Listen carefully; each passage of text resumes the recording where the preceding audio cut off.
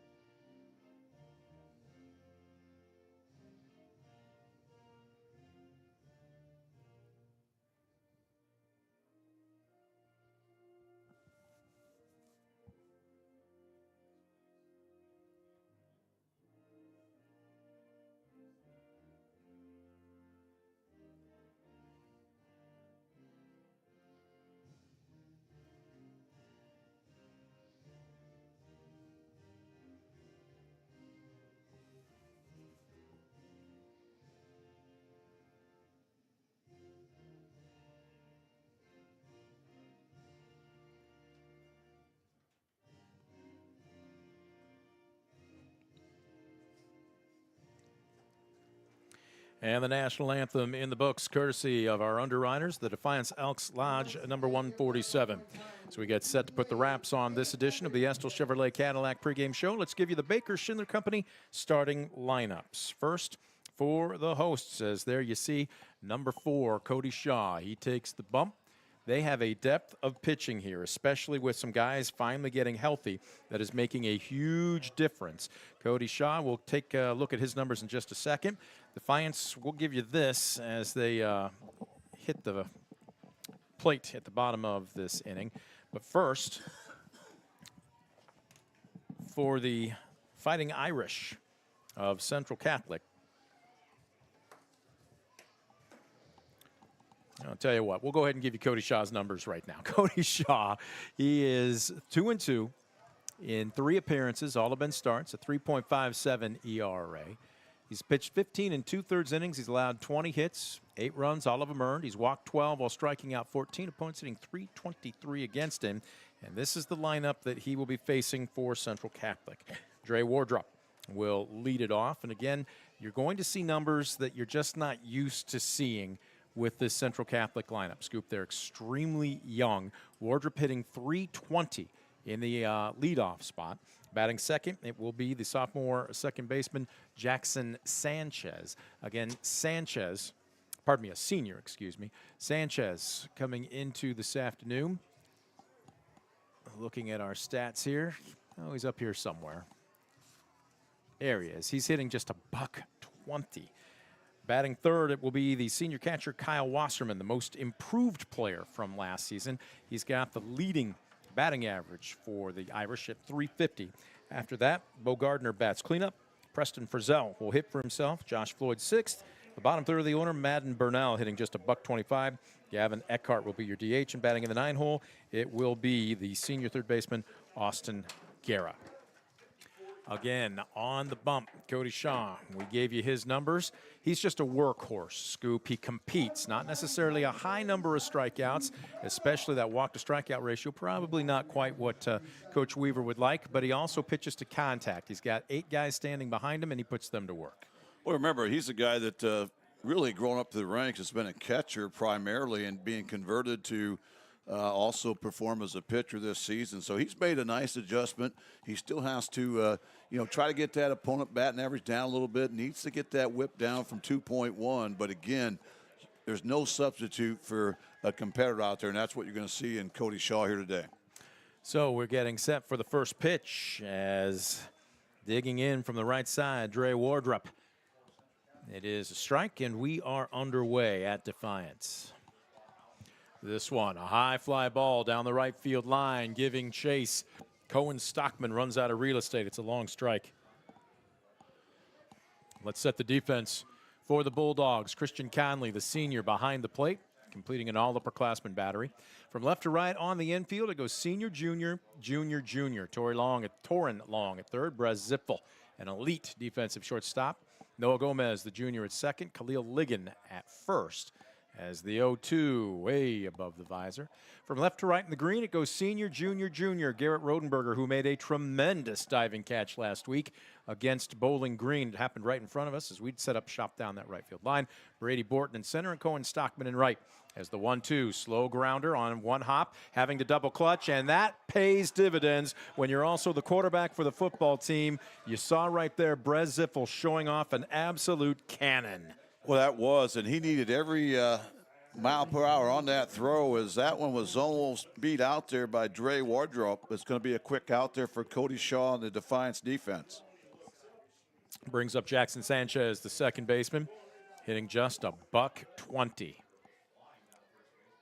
Deep in the box, Shaw, boy, he's first pitch swinging and sends a liner right back up the middle. And that'll be a one-out single for the first hit of the afternoon for the Irish. A great aggressive swing that time by Sanchez, who was batted leadoff both the season, but dropped down the 2 spot. But, man, he came out swinging. Great start here for the Irish. So Wasserman will dig in. Kyle Wasserman hitting .350. Catcher will be continuing his career at Owens Community College next season. Just kind of fits that prototypical catcher body typer style. Short, squatty, tree trunks for legs. Very strong young man.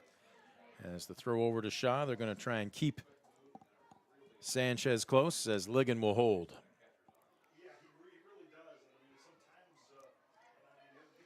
Out of the stretch, Shaw. From the slide step, brings a bender, and this one misses off the mark. Well, as common in a lot of prep lineup, Scoop, but in, I think it's fair to say, Central Catholic's case as well, there's about 2, maybe 3 spots in this lineup that you really have to be careful with, and the guy standing in right now is one of them, as Shaw challenges him with a high, tight fastball, and he swings right through it. Well, you mentioned he leads the team hitting at 350. He also has an on-base percentage of nearly 500 at 480, so he's really been a tough out all season long. Tremendous eye, not afraid to wear one as he takes this one above the visor. 2-1 the count, 1 away. We are just underway here in Defiance. Jackson Sanchez standing at first with a 1-out single, right back up the middle. Shaw from the stretch. Deals, blew him away with a good fastball inside. Wow, shaking his head. Wasserman talking to himself as he'll step back in. Now all of a sudden the count 2-2. Well, not just a great fastball, but well placed. Right on the hands there in the inside corner. Shaw showing the ability to pitch inside and out, which could be key here today. See if he doubles him up. As the runner is going, throw is high. It sails into center field. Nice job by Borton, though, to back it up. That'll be a stolen base for Jackson Sanchez. They may only have 2 wins on the season. Central Catholic knows how to play the game, and they're going to be aggressive. Yeah, just the 11th stolen base that Defiance has given up on the season, but this will give the Fighting Irish a couple opportunities to drive home the game's first run. Big full count pitch coming up here from Shaw. Deals, fouled straight back. Boy, he got away with one. Wasserman had him measured, just didn't get the barrel of the bat on it. Yeah, usually you get one good pitch during the bat as a hitter you can drive, and I think that might have been it right there. Well, we'll see where he comes again. You got to figure fastball. Comes home just above the letters, ball 4. Well, that's a great at bat by Wasserman. It continues to get on base for Central Catholic. Again, did a great job working the pitch count, and what really made that happen, he was able to extend that at bat, found off that 2-strike pitch. And now Central Catholic really has something cooking here in this first inning. Bo Gardner will dig in from the right side. He's hitting just a $130. Does have 3 singles to go along with 3 doubles. And Shaw will step off. Runners at first and second, 1 down here, top of the first. If you're Shaw, mild jam, but a ground ball can also potentially get you out of the inning here. So he will deal, and a very late decision to swing. Gardner, that was basically in Conley's mitt before he decided to pull the trigger. Yeah, that time extremely tardy on that, and Defiance has turned 4 double plays this year off of ground balls. I'd love to see number 5 right here. This one misses low and away. Well, right now we're seeing plenty of discipline from this Central Catholic offense that's been aggressive with pitches in the zone, but they have not helped Cody Shaw out as they've stayed very disciplined here in this opening frame. This one low and away as well. 2-1.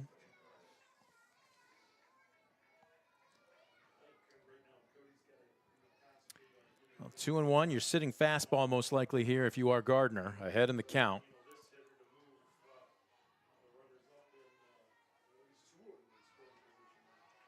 From the stretch. Low delayed strike call, and Gardner looked back as if he thought, "You kidding me?" That looked like it might have been just a little below the shins, but Shaw will certainly take it. Remember, just has to, at some point, cross the plate there in the strike zone. That one at the knees dropped a little bit down. So this one popped foul, right side, out of play.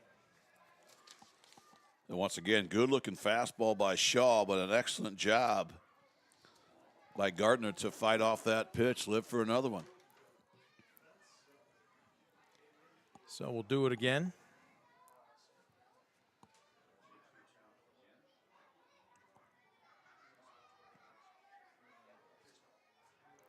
Out of the stretch.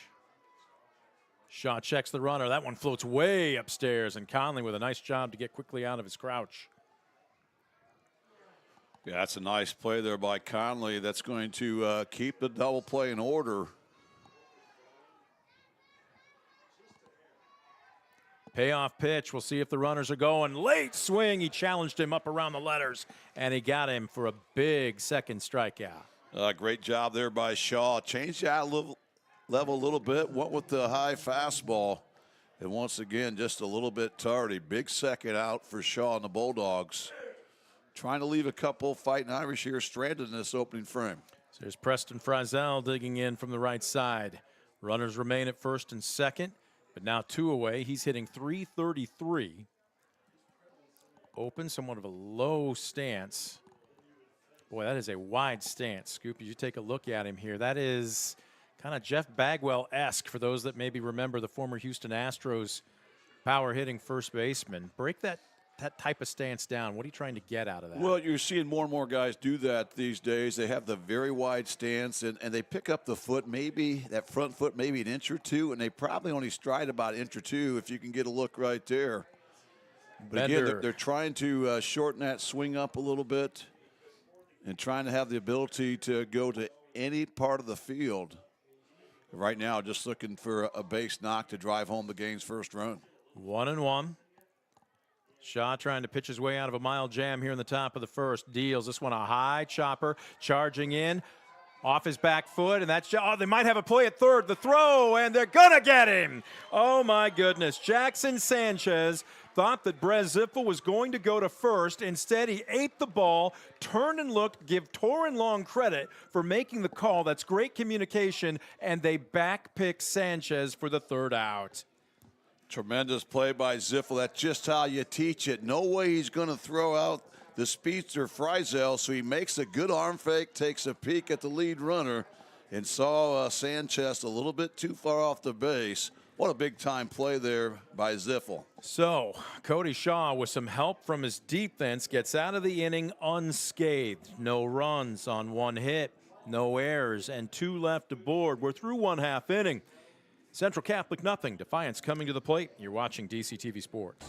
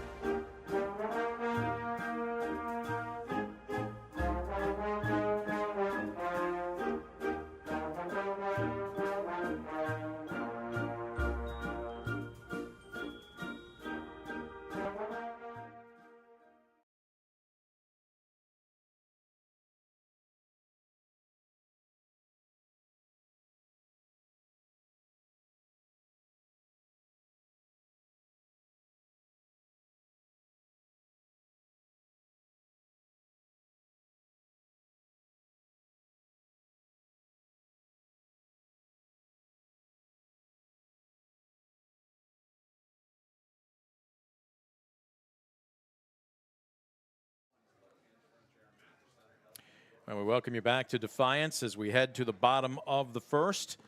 Central Catholic had their chances, but again, just some high baseball IQ by Defiance, and in particular, a couple of upperclassmen on the left side of that infield. Junior shortstop and senior third baseman Torin Long.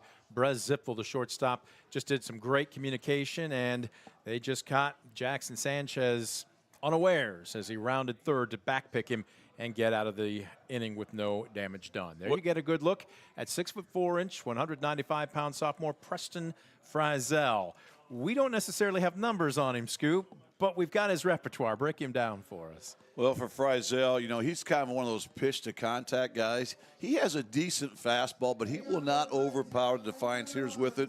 So he's going to probably rely on some of his secondary pitches. You know, perhaps his slider is his best pitch. He'll throw a changeup as well. But again, the key for Friesel is he needs to control the count. He needs to get on top of the Defiance hitters and locate all 3 pitches for a strike and use his defense. Can you zoom in? Okay.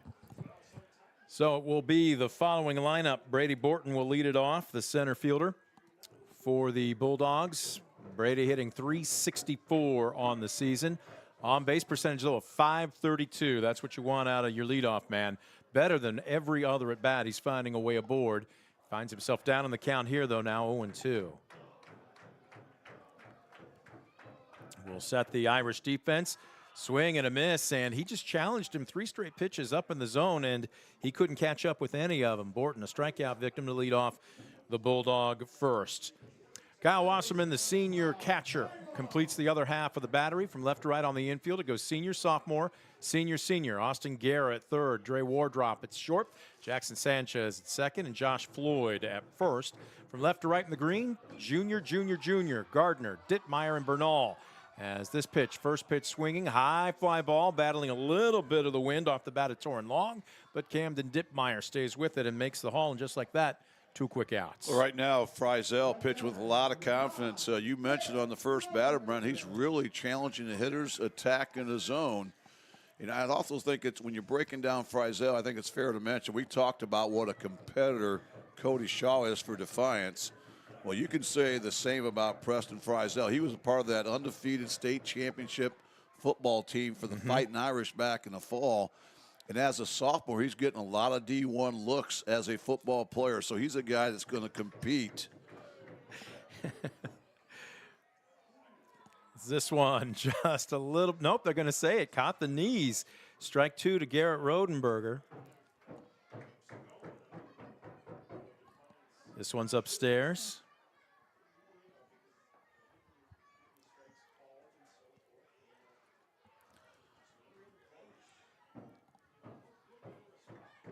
1-2.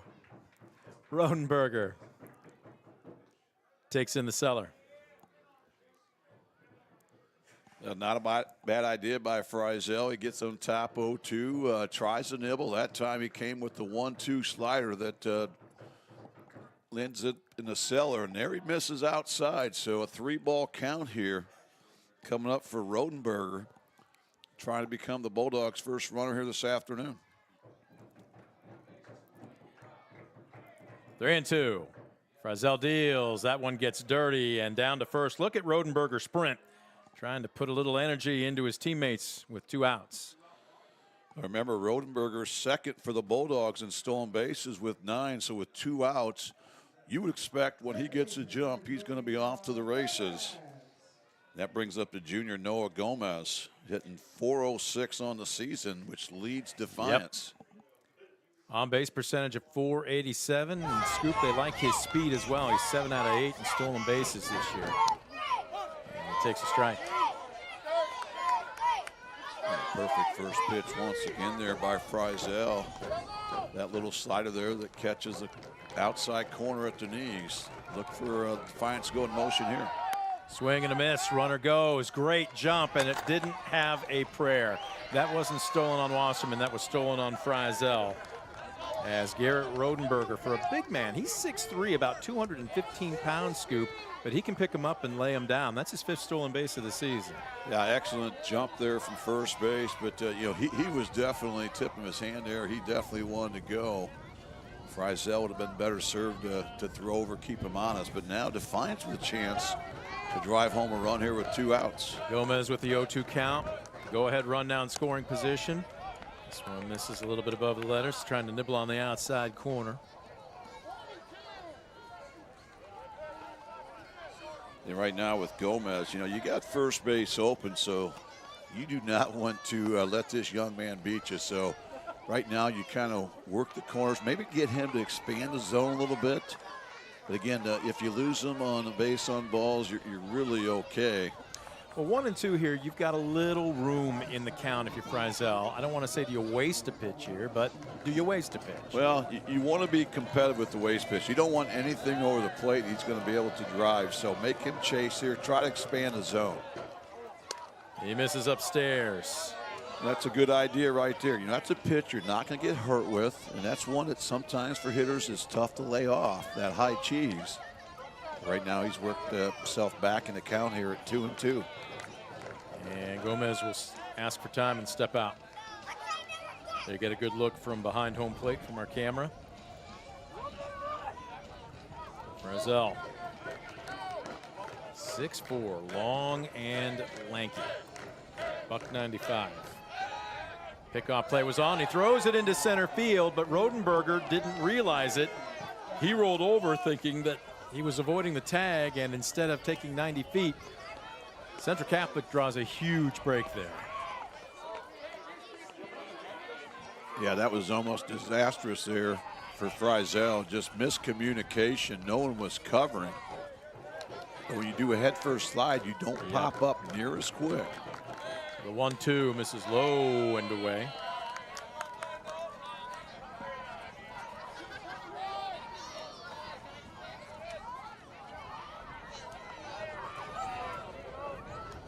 Full count now, 3 balls and 2 strikes.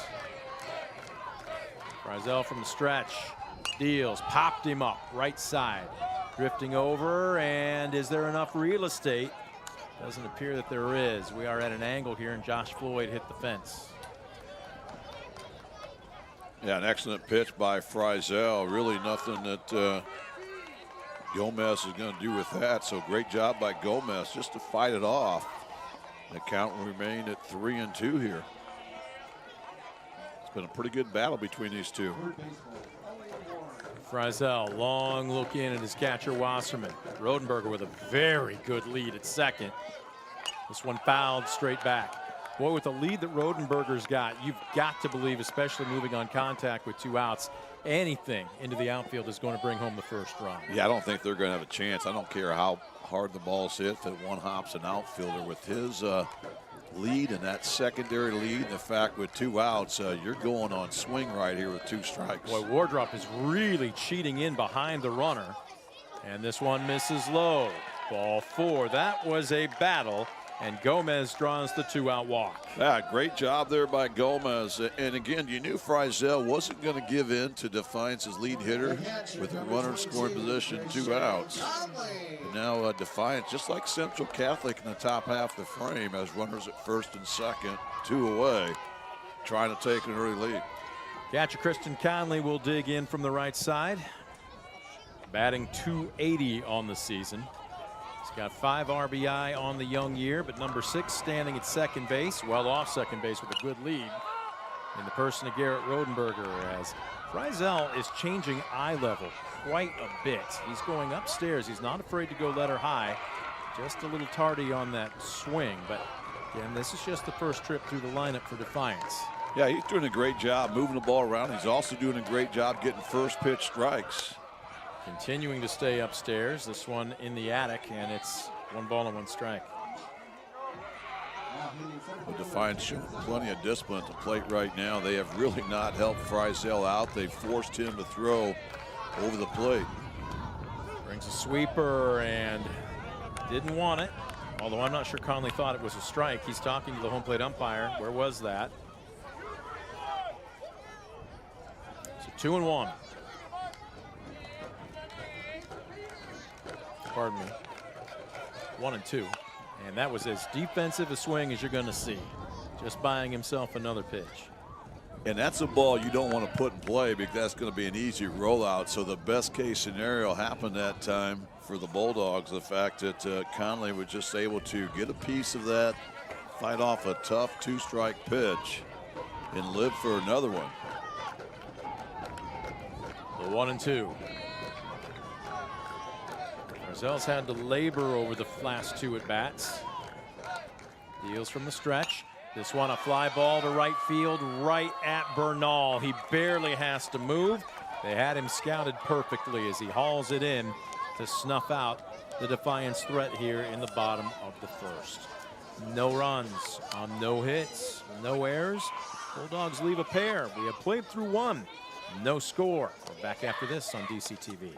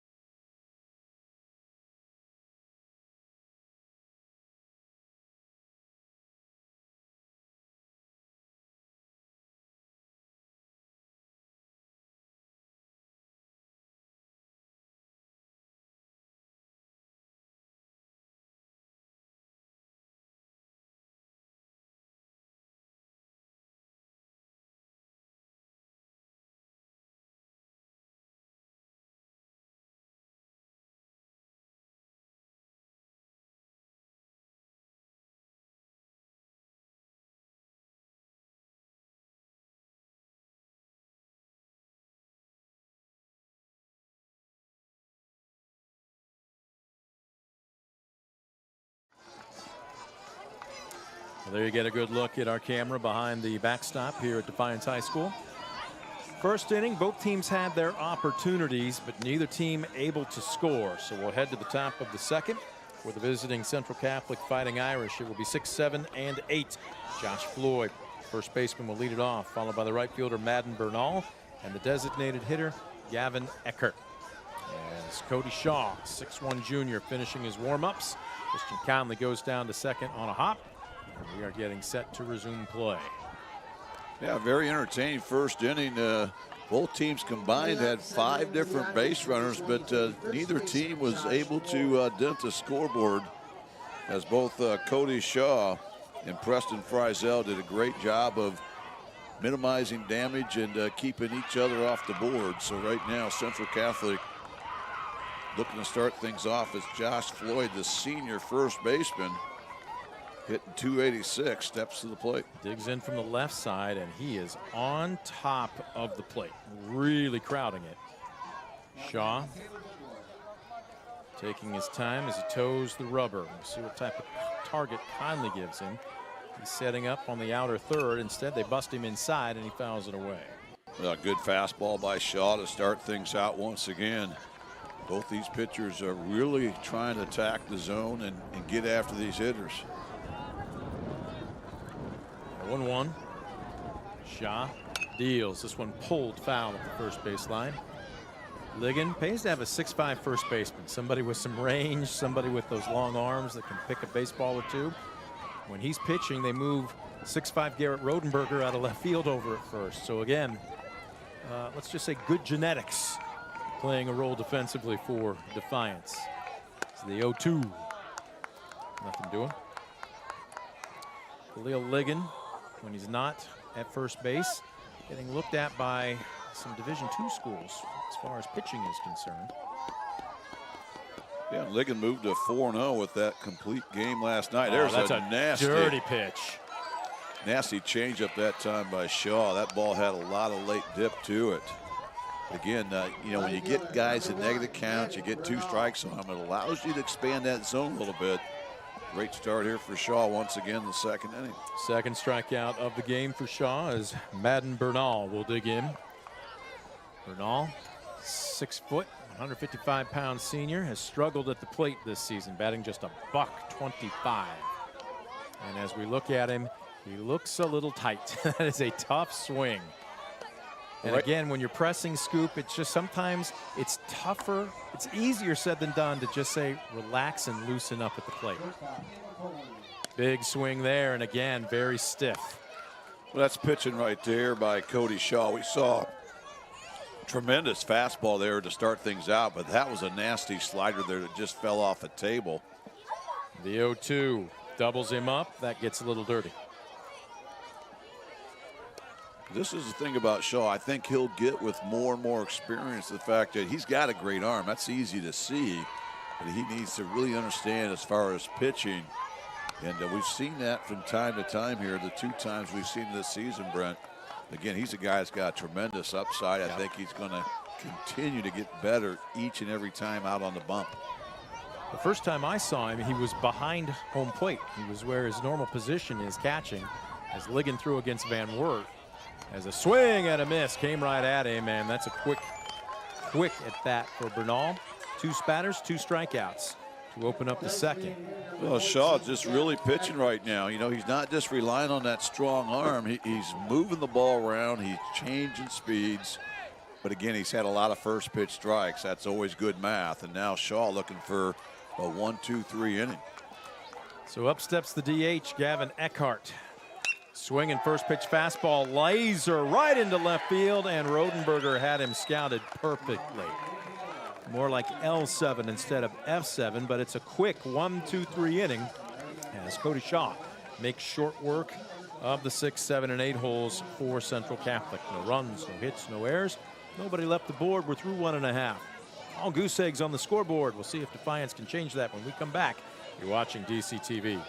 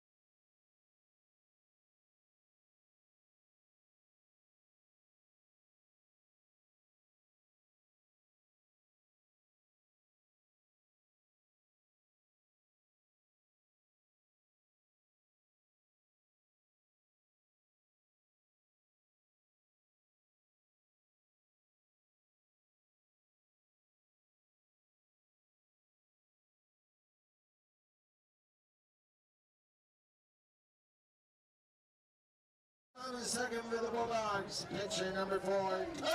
There you get a good look from our third base. I can't call that an aerial dugout shot, but it's elevated. How's that sound? Ryan Fairchild, new member on our staff here, doing a good job, showing no fear today. Hopping up on the dugout to help bring us some unique camera angles. Bottom of the second, we'll bring up 6, 7, and 8. Shaw, Ligon, and Zippel to face 6'4", 195-pound sophomore Preston Frizzell. 1-0 count. Leaning in, he pulled a string on that one, and Shaw's just nodding. And that's just the tip of the cap to the pitcher who fooled him with a little off speed. That's great pitching, throwing backwards right there in that count. And there's another great pitch once again. Strike 2. As he doubled him up with the same pitch. Well, credit Kyle Wasserman, the senior catcher, too, for framing that up and holding it just an extra second or two. This one misses upstairs above the visor. You have told me Cody Shaw is what, Northwest Ohio's first family of baseball. The lineage continues. But as a catcher, he knows the strike zone. And he sends a high fly ball into left field. Gardner battling the sun and the wind, but he's got a beat on it. Well, that ball got a little deep on him, but he makes the catch. Again, Defiance is really getting some aggressive swings, but Frizzell once again doing an excellent job of just really moving the ball all over the place. And always big to get that leadoff man out. And now that'll bring up Khalil Ligon, hitting 300 on the season. He also leads the Bulldogs with 3 doubles. He is a very tall, very imposing figure as he steps into that right-handed hitter's box. Takes a ball. Boy, he gets his front foot back. I mean, that load is very tight, and he gets it working early as he takes for a strike. This one a chopper to third. Boy, that gets deep in onto Gary. He's going to have to show an arm, and talk about a great pick at first by Josh Floyd as they get Ligon 2 away. Well, excellent defense once again by the Fighting Irish, and another great pitch by Frizzell as he now has 2 quick outs. Looking to get that first 1, 2, 3 inning of the afternoon. So 2 up, 2 down for Breslin Zippel. Just a week ago, Scoop, he was hitting 261. And now he's, whoa, as he ducks out of the box there. A bender that necessarily didn't. But he has seen that average just in the last 3 or 4 games. I don't want to say balloon, but climb to 294. As he takes a strike up around the letters. Yeah, base knock here will put him up at 300. So he's really done a nice job of climbing that ladder. His on-base percentage has also been solid, just north of 350 on the season. Oh, that looked like a 4-seamer that missed. No, it didn't. The home plate umpire is a little delayed with his call, but that is strike 2, and I'm guessing Zippel would have liked that pitch back. Now at 1 and 2, you go from offensive to maybe a bit defensive. So he checks his swing. That was a competitive pitch by Frizzell on the outer third. Yeah, that really hit its spot. It just missed maybe by an inch where they're setting up. But wow, that's a tough hold right there by Ziffel.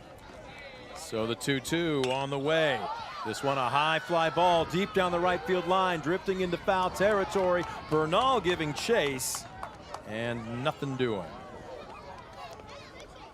So that's going to be a long out. And it's a 1, 2, 3 inning for Defiance. No runs, no hits, no errors, and nobody left the board. We're through 2. Pitchers duel here in Defiance. Central Catholic bring it up in the top of the 3rd when we come back on DCTV.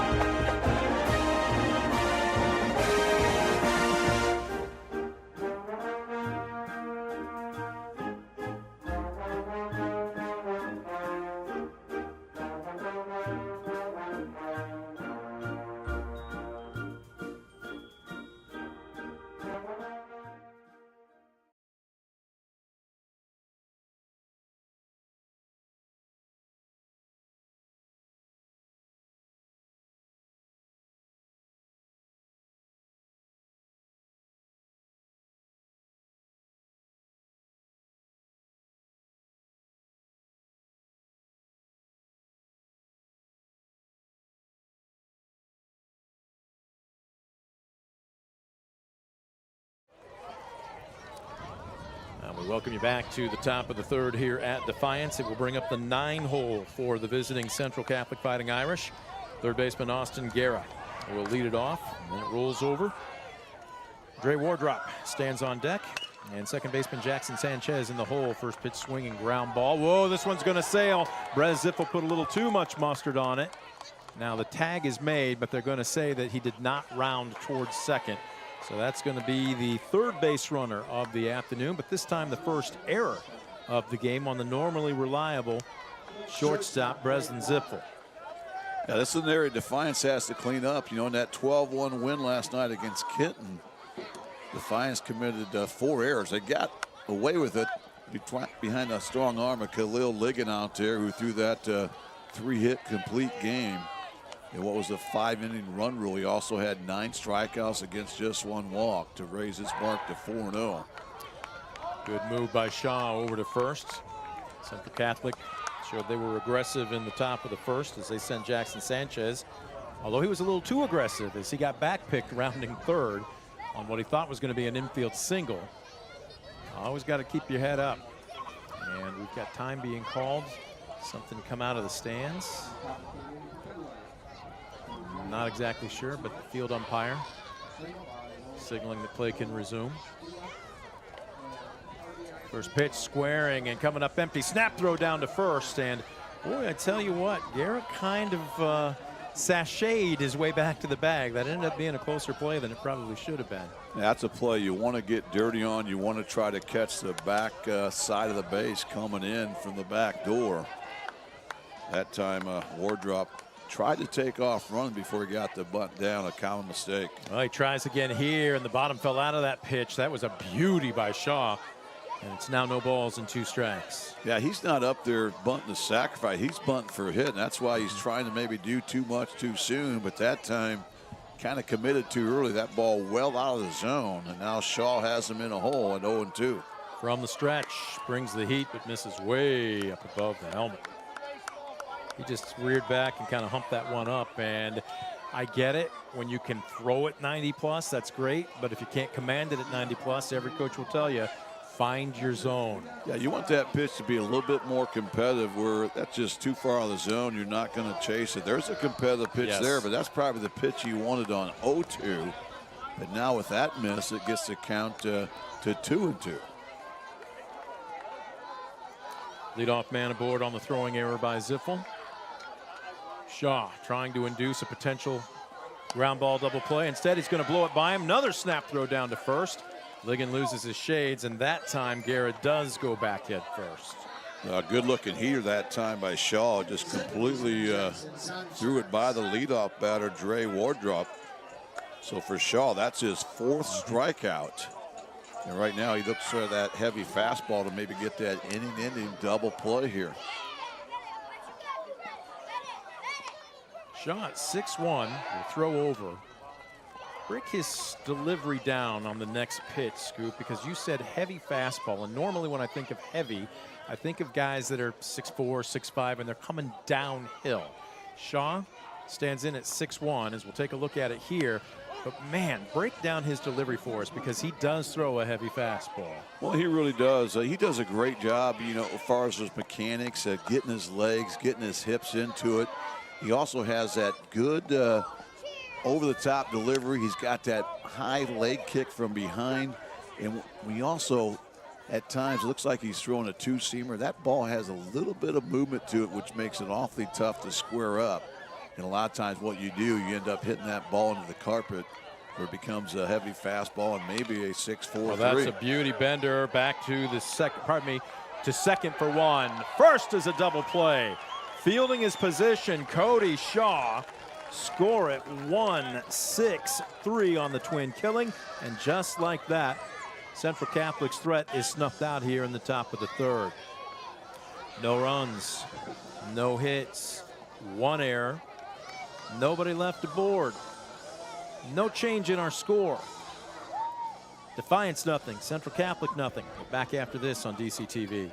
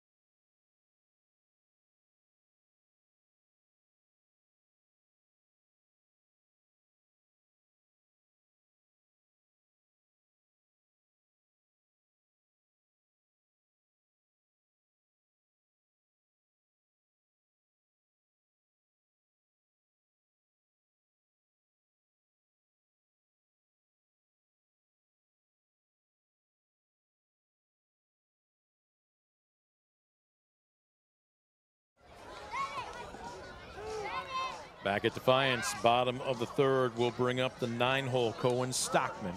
Then the lineup rolls over. Brady Borton on deck. 2-hole Torin Long in the hole. Take a look at 6'4", 195-pound sophomore Preston Frizel, finishing his warm-ups. Got into a little bit of trouble in the first, surrendered a couple of free passes, but worked his way out of it. And made quick work of the Bulldogs an inning ago, 1, 2, 3, including a couple of flyouts. Yeah, he's done a tremendous job. You know, a couple of hiccups there in the first inning. That second walk, more or less, was one of those unintentional, intentional walks. I think trying to pitch around Gomez with first base open. He's had a lot of first pitch strikes here, and that's going to be one more there as he paints a fastball to the knees for Cohen Stockman. Stockman quickly behind 0-1. Right on top of the plate, busts him inside, and not quite. Our home plate umpire is Mark Weidenhammer, veteran umpire.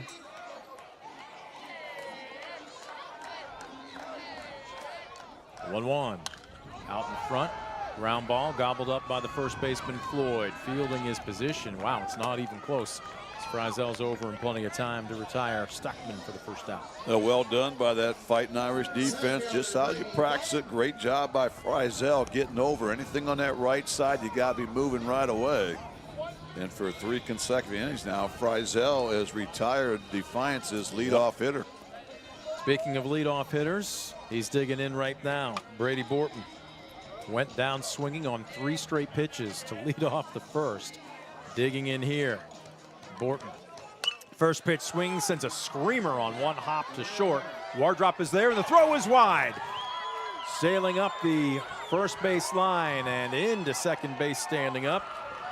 That's going to be a 2-base error on the shortstop, Dre Wardrop. Sometimes it gets on you in a hurry, and Scoop, you hurry up, and the underclassman rushed himself that time.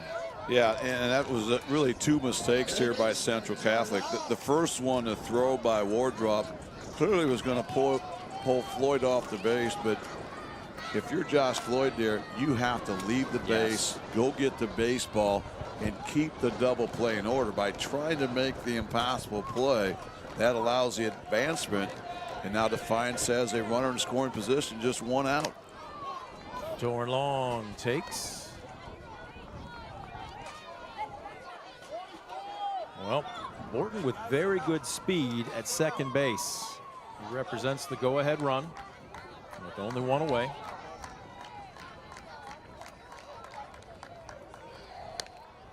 This one up top.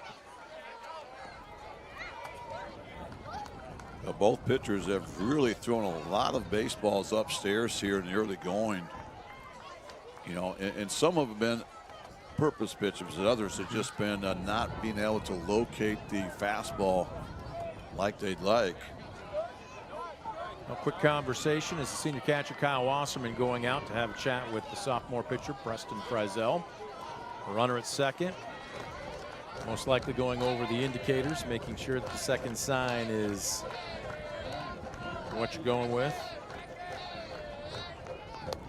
Checks his swing. The bottom fell out of that pitch.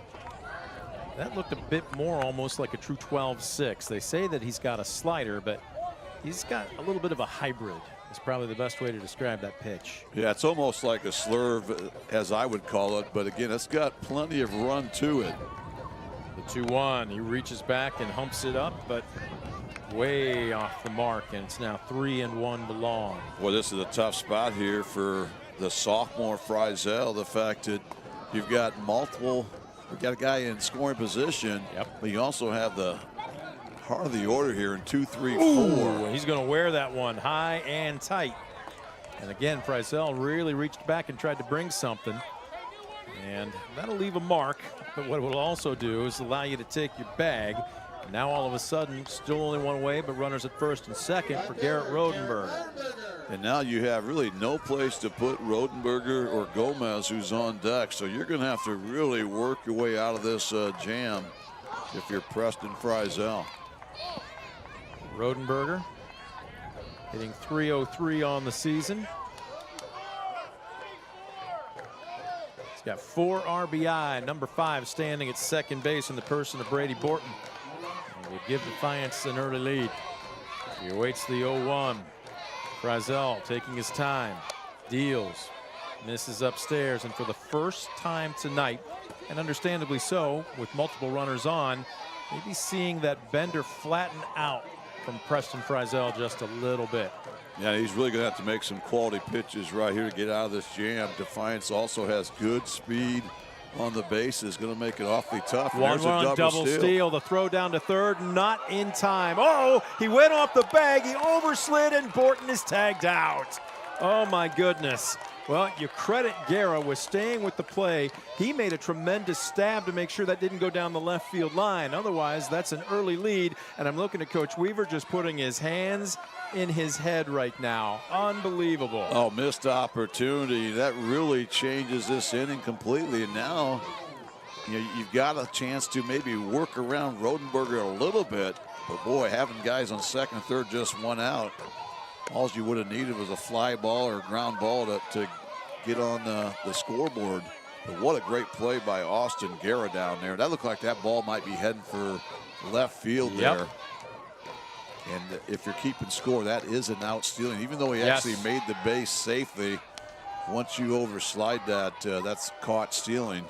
Something Defiance hasn't been guilty of a whole lot of time. Just the 7th time in 57 attempts this season that Defiance has been thrown out on the bases. Well, again, it's not a hot day, but it's not a cold day. Did he just start his slide a little late? I can't imagine that the turf is that slick or greasy. What happened on that play? It looked like his cleats kind of got caught up in the turf and the base here, and he just kind of had too much momentum going by. So more a sliding technique failure than anything. Popped up down the right field side. Floyd giving chase. Can he make the running backhanded catch? Our camera work was a little late there. He cannot. A great effort there from Floyd trying to make an improbable catch. But again, great hustle play. And for Defiance, that's a break right there for Rodenberger. He'll get another opportunity to try to drive home the game's first run. Count remains 2 balls, 2 strikes, 2 outs, a runner at second. Frizzell trying to get out of the inning with no damage done. From the stretch. Rung him up, and Rodenberger knew it. A beauty on the outer third. It's a backwards K, and Defiance left wondering what if here in the bottom of the third. No runs on no hits, 1 error, 1 left aboard. No change in our score. We're through 3. Defiance nothing. Central Catholic nothing. You're watching DCTV Sports.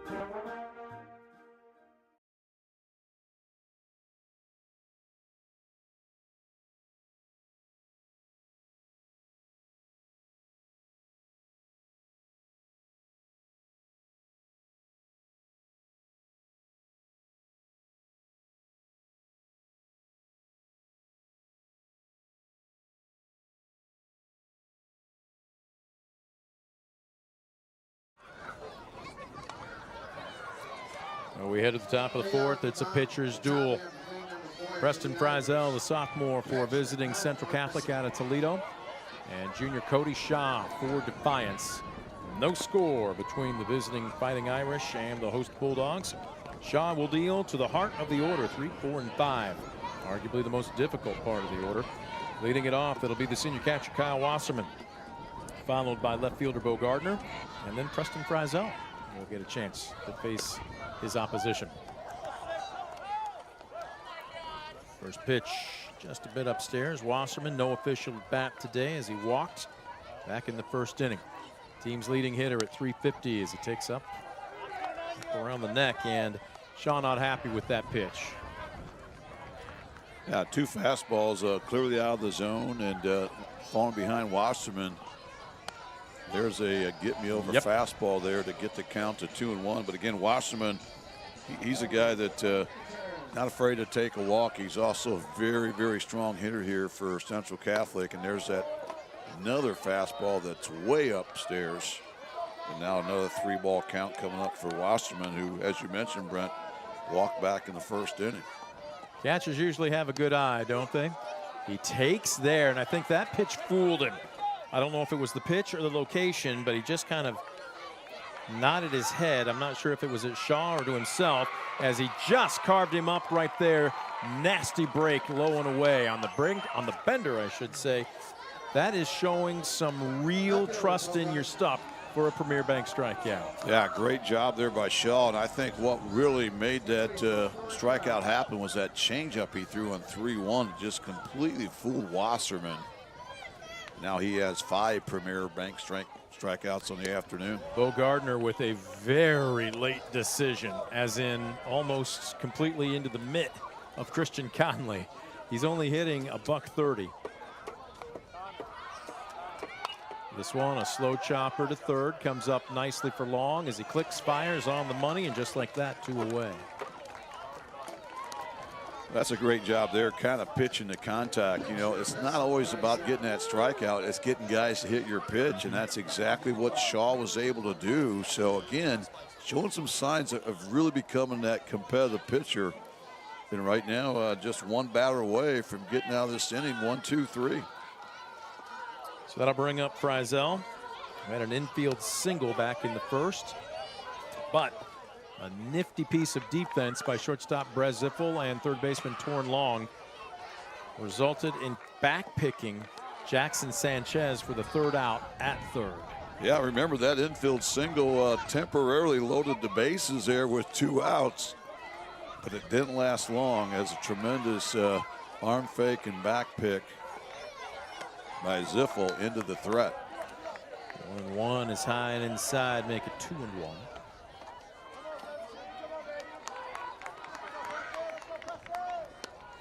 Trying to work him downstairs in the zone, and a good take. Zella's worked the count to his favor now, 3-1. No rest for the weary for either of these 2 teams, as they will be back in action tomorrow. As a swing and a miss. Boy, he was going for the downs on that one. No question about it. Wow, he ended up kind of screwed himself into the right-handed batter's box. He was going for broke. Yeah, pitch. This one, a high fly ball.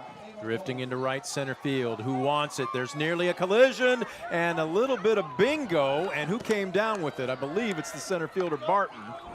And he is, but man, you just saw that happening in slow motion. Fortunately for Defiance, nobody hurt. Fortunately for Cody Shaw, that is the 3rd out of the inning. No runs, no hits, no errors, nobody left the board. 3.5 in the books here at Defiance. No score, Bulldogs and Irish. Back after this on DCTV Sports.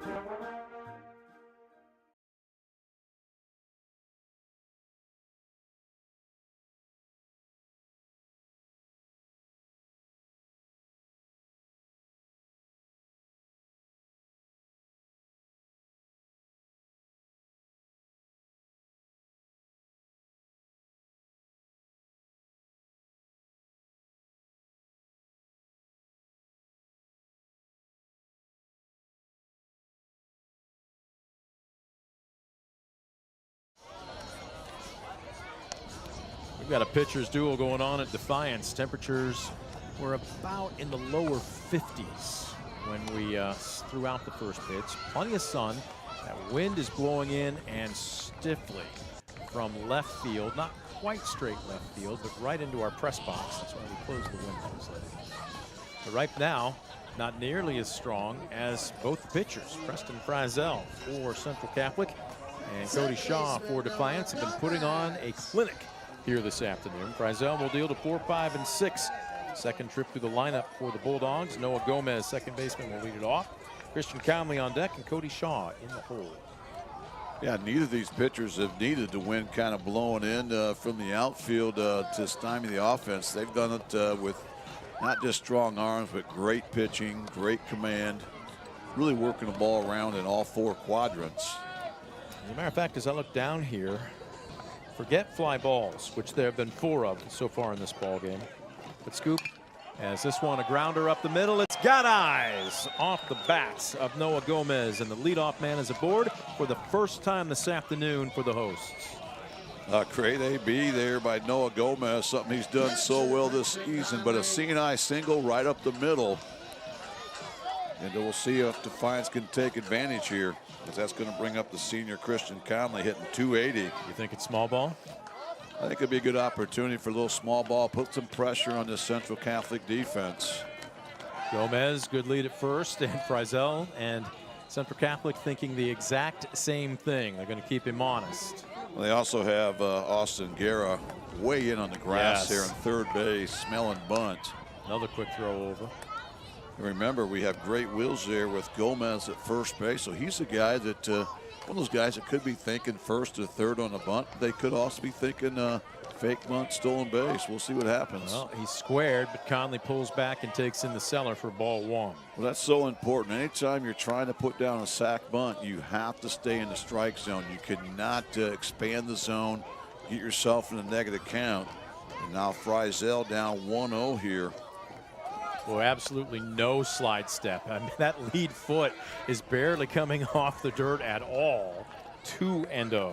Well, right now he's maybe a little bit too much concerned about Gomez, and he's lost the focus at the plate one of the few times today. He's fallen behind 2-0.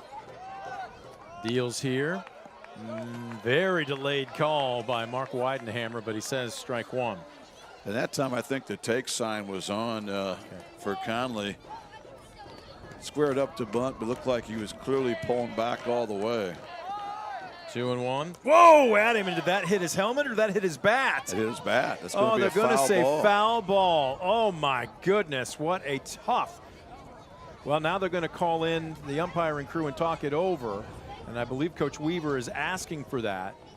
But that would be a huge tough break, a huge great break for Frizzell if that's a foul ball. Well, that was coming in his living room, but it looked like he got the bat on it. But they're going to say take your base. I'm not so sure about that one.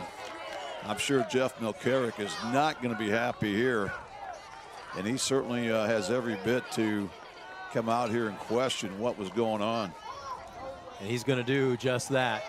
Now, Coach Milkaric, let's put it this way, is very, I would call him easygoing. He is a very even-keeled guy, but he does have a fiery side, and he's going to get his 2 cents in on this, especially since they're reversing the original call. Yeah, and again, he certainly knows his baseball. He's a well-respected coach, a basketball official as well, but he certainly wants to get an understanding. You know, this point he's making was initially that was called a foul ball. Correct. And if you're the base umpire, if you see, you know, that's a hit batsman, you're calling dead right away. I mean, you're calling dead right away, and the fact that really nothing happened. So what could possibly get a change in call to be forthcoming here if you're Coach Milkaric? Because it's original, now it's been reversed, and he's starting to get a little irritated. You can see the finger pointing, and his body language shows that he's not getting the answer that he wants. Well, one of his points, too, I'm sure, is the fact that the bat was clearly out there in the zone, and he's going to argue that he was making an attempt to bunt it. And even if that hits him, he's attempting to bunt it, it's still going to be a strike, even if it hits him. Now you see the sophomore putting his arm out on his coach's back as if to gently nudge him, saying, Coach, it's okay, I'm ready to pitch. But a change, oh, now he's being directed into the dugout. He's being warned. And that's going to be restricted to the dugout. Yep. He's not being tossed, but he's restricted to the dugout. So that means he'll have to have another base coach in the top half of the inning. Well, it's their first year in a new conference. They are playing loaded teams north of the state line in Michigan. You're 2-6. You're a proud program. You're used to success. And, again, you don't get that call. Actually, you get it, and then it's changed. You just kind of saw the cauldron boil over a little bit there for Coach Mulcair. Yeah, I understand the frustration, but again, you have to flush it, go through it. Now we're going to see what Frizel's made of it. Now they're in a little jam here. Well, do you have Shaw Probably another bunt situation for Shaw. And he does square, and he lays down a beauty. It's right back to the mound. Frizel's only play will be to first. They get the force out. Pardon me, they get the regular out, but station to station, long into third. Pardon me, Gomez into third, Conley into second. Now 2 runners in scoring position with less than 2 away. Well, that's great execution on both sides. A tremendous sack bunt there by Cody Shaw, and a great job there by Preston Frizel. Filling position, not panicking. But now what that does, it forces Central Catholic to bring the infield in with second and third, 1 out. So here's Liggin digging in. Remember, with the infield in, especially on turf, a ground ball is going to get through you a lot quicker. So that's really going to add 30, 40 points to your batting average in this scenario. Digging in, oh, busted him high and tight. And I'm not sure if he was trying to check, but he couldn't either way. And now he's down big in the count. Yeah, that time he was trying to hold up there, but could not help but pull the trigger there on a nasty pitch that was busting him off on the hands. This one way upstairs. And now Liggin here with 2 strikes. You just want to be situational. You want to hit something hard up the middle with the infield in, or hit something you can elevate to the outfield. Either way, that should drive home at least a run. Gomez at third, Conley at second. Liggin watches this one squirt out of the middle. Wasserman, everybody holds. It's now 2 balls and 2 strikes. Yeah, that's a great 1-2 pitch. That time he tried to freeze him up with a fastball, and it ends up being right on the river there between the black on the outside corner and that left-handed batter's box. Just missed. Evens the count up at 2-2. Frizel to Liggin. This one a high fly ball deep to left field. It is hooking foul. Well, that was the right idea. When you're trying to be situational there, you get something, you know, belt high. You want to try to lift it to the outfield. That ball was hit pretty well, especially when you consider it was really hit into a stiff breeze there coming in from left field. But again, the count remains even at 2-2. Frizel, huge pitch coming up here. The 2-2 on the way. Reached out, punched into left field. It will get down. Gomez will score. They will go ahead and hold Conley up at third. What a piece of defensive hitting by Khalil Liggin. An RBI single, and Defiance breaks the scoreboard 1-0. That's just a tremendous at bat. That was a pretty good pitch by Frizel, but I love what Liggin did there. He didn't try to do too much. He was just able to get enough of the barrel on it that takes it out to left field. And Defiance now has struck first, but now for the Bulldogs, you want to get greedy here, try to put up a crooked number. Here's Zipfel digging in from the right side, 0 for 1 with a fly out deep to right field. And right now the Central Catholic middle infield playing in double play depth. The corners are in. Oh, he had a rip, let her high, maybe just a bit above it, and he found it straight back. Well, again, it won't look textbook from Khalil Liggin, but what he did, Scoop, if we were able to see a replay on it, he was out front. I mean, he had his weight out on his front foot, but he kept his hands back in the zone and just punched that ball. He was way out in front of it, but he kind of swept it into left field. Yeah, that was just a tremendous at bat. I mean, that's just being an athlete there and being well coached. Zipfel, big swing, fouls it straight back.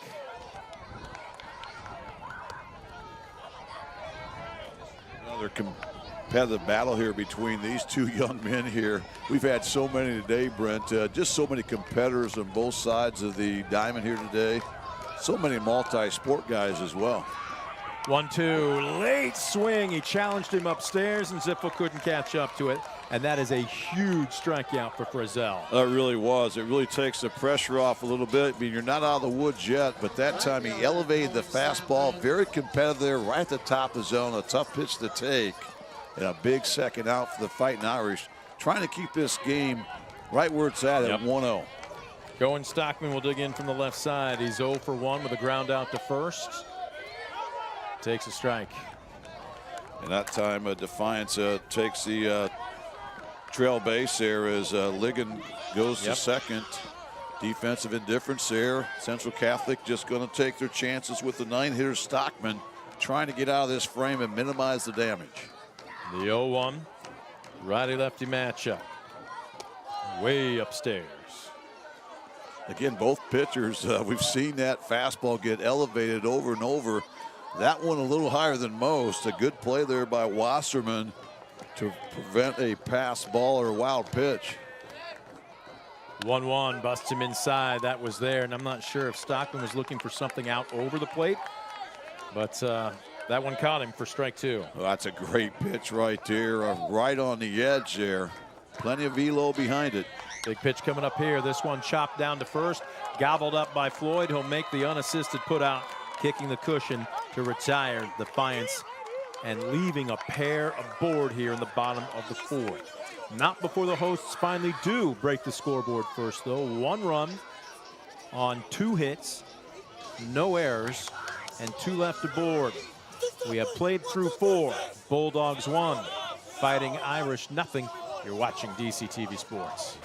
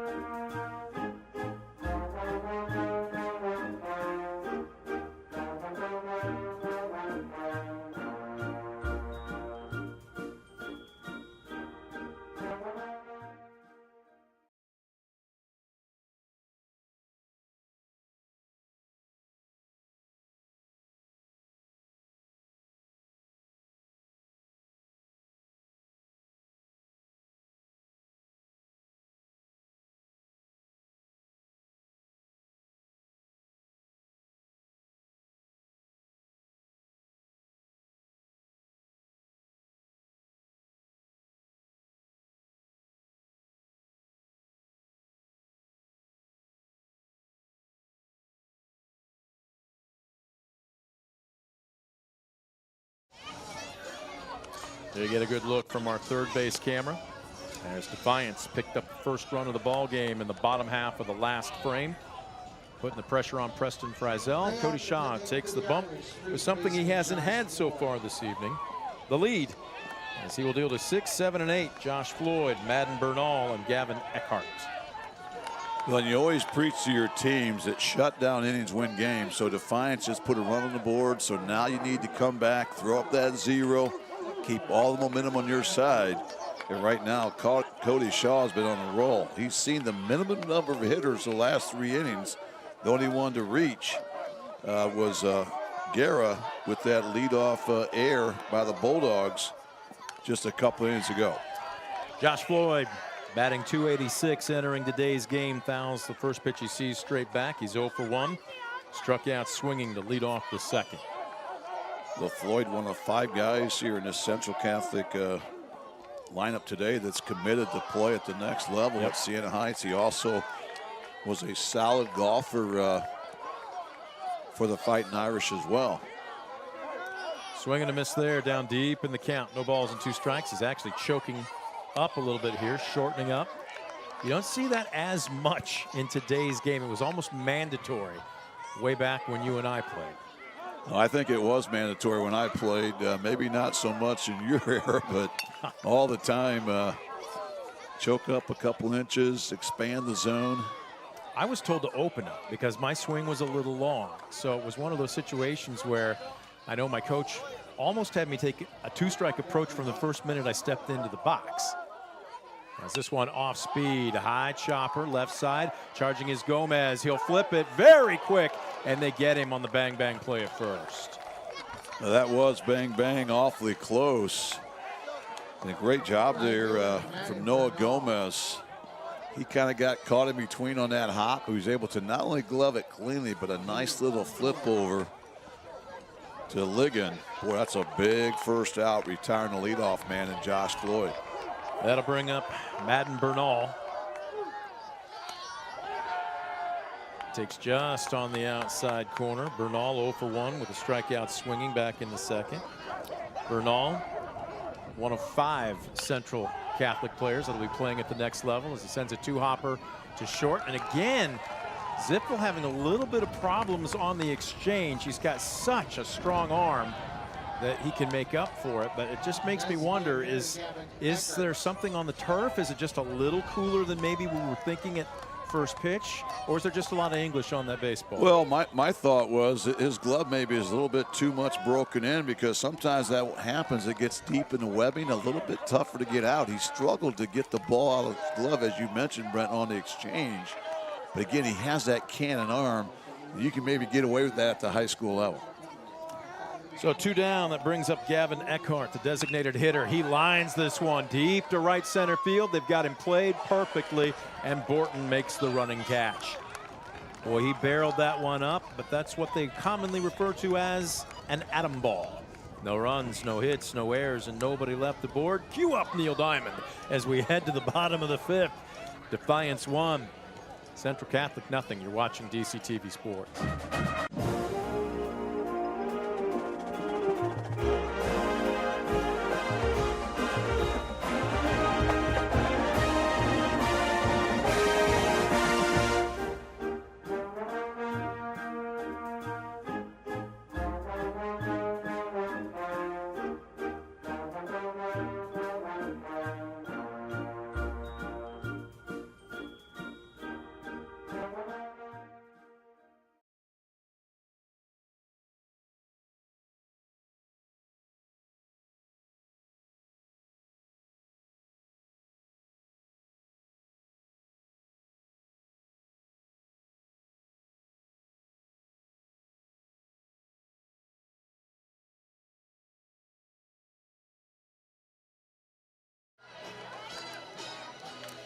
And we welcome you back to the top of the 5th with a little Neil Diamond.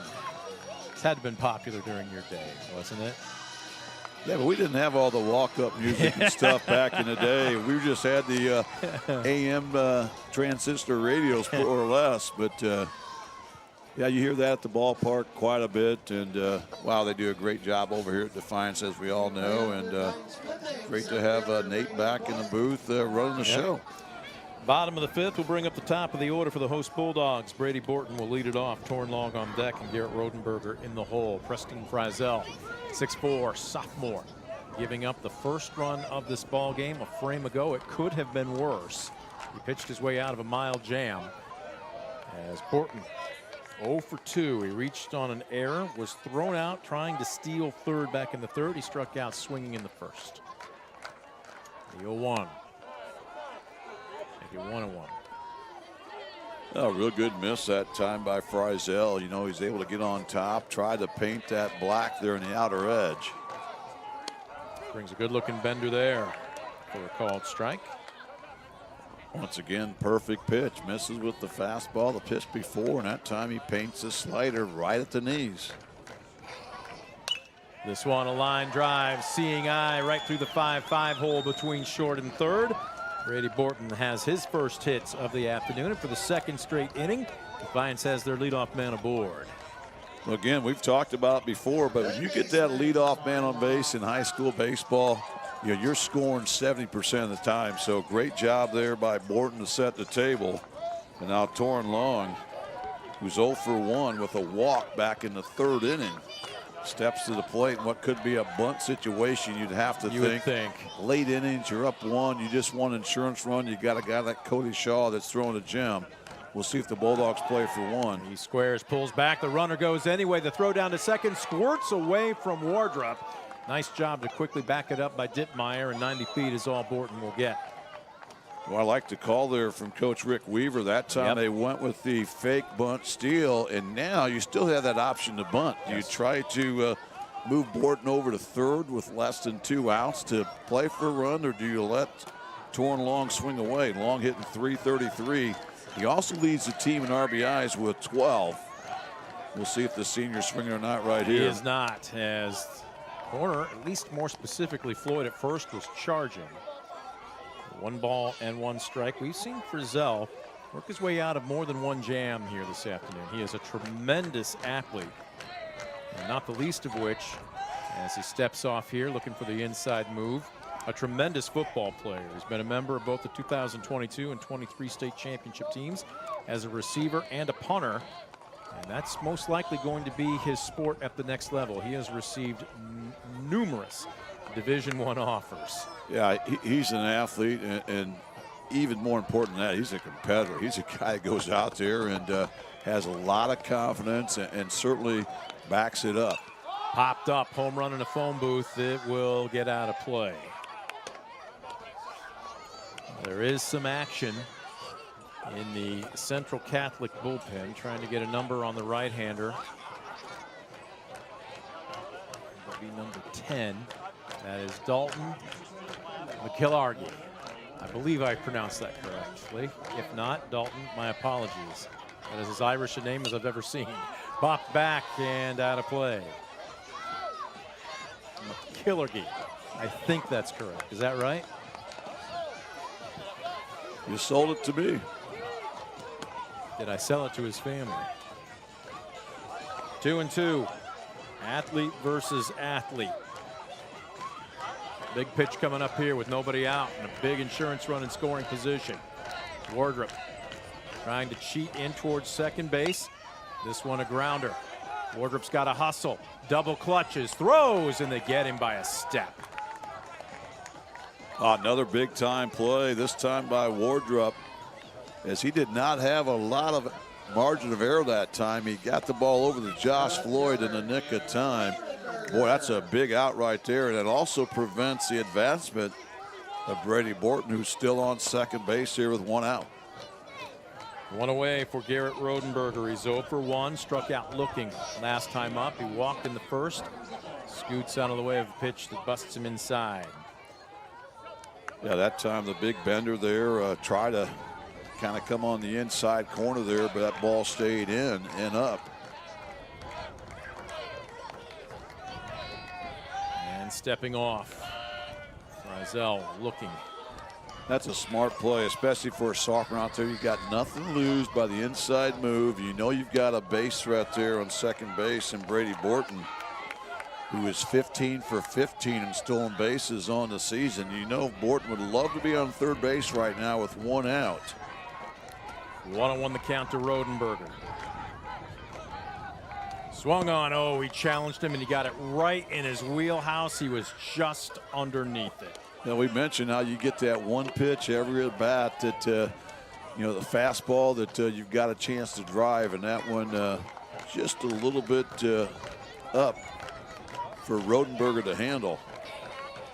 This one outside, Rodenberger. Good hold to even the count up. Talk with him a little bit in the batting cages, Scoop. Hadn't really had a chance to talk with him since basketball season. He has accepted a football scholarship at Walsh College in Canton. So he will be continuing his athletic career in pads. As this one way out in front of it, fouled off the fencing down the left field line. Yeah, good looking swing there by Long, just a little bit out in front of it. Right now trying to drive home Defiance's second run. Rodenberger digs back in, 2-2. Frizzell comes home. Boy, I don't know if that was a late decision or if Frizzell just brought a little extra something, but Rodenberger just enough to buy himself another swing. Yeah, another quality pitch that time by Frizzell. And Frizzell needs to be careful. He's so worried right now about Borton on second base. He's really kind of pushing the envelope as he's getting a complete stop. He's trying to do that quick slide step. This time he kind of holds and waits to disrupt the timing of Borton. Borton with a very aggressive lead, and this one short hops the catcher, Wasserman, with a nice stop. That's a fantastic play by Wasserman. Never an easy block there on those 59-foot pitches. He did everything right. He closed the hole there underneath. He kept the ball in front, prevented Borton from advancing. Payoff pitch, upstairs, ball 4. Rodenberger draws his second free pass of the afternoon, and Defiance keeps the pressure on now. Still only one away, but runners now at first and second for Noah Gomez. Well, that was a great at-bat by the senior Garrett Rodenberger, who saw plenty of quality pitches, was able to work the count full, and that fastball just missed upstairs. Gomez 1 for 1 with a walk and a single. He scored the only run of the game. He takes a nasty bender for a first pitch strike.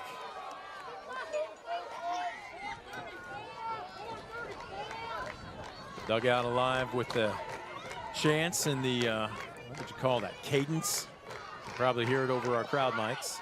Again, another short hop. Again, another nice job by Wasserman to keep the ball in front of it. Tremendous block by Wasserman, even better than the last one.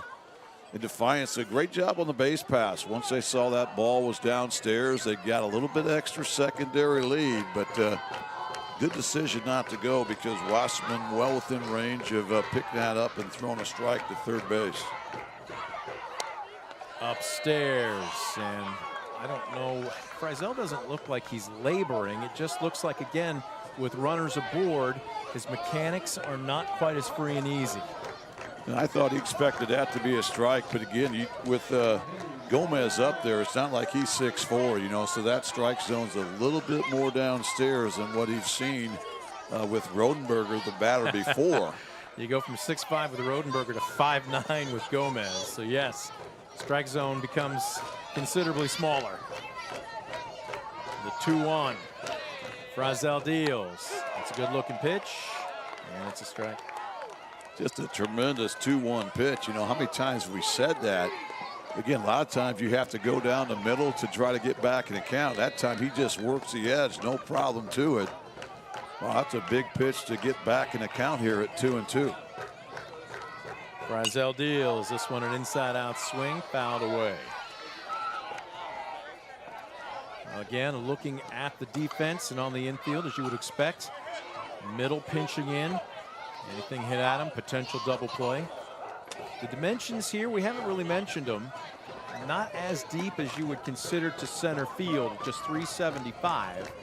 With that wind blowing, Dittmer is not playing particularly deep. 2-2. This one, a chopper to third. Gobbled up by Gary, steps on the bag, long throw, great stretch. They got him.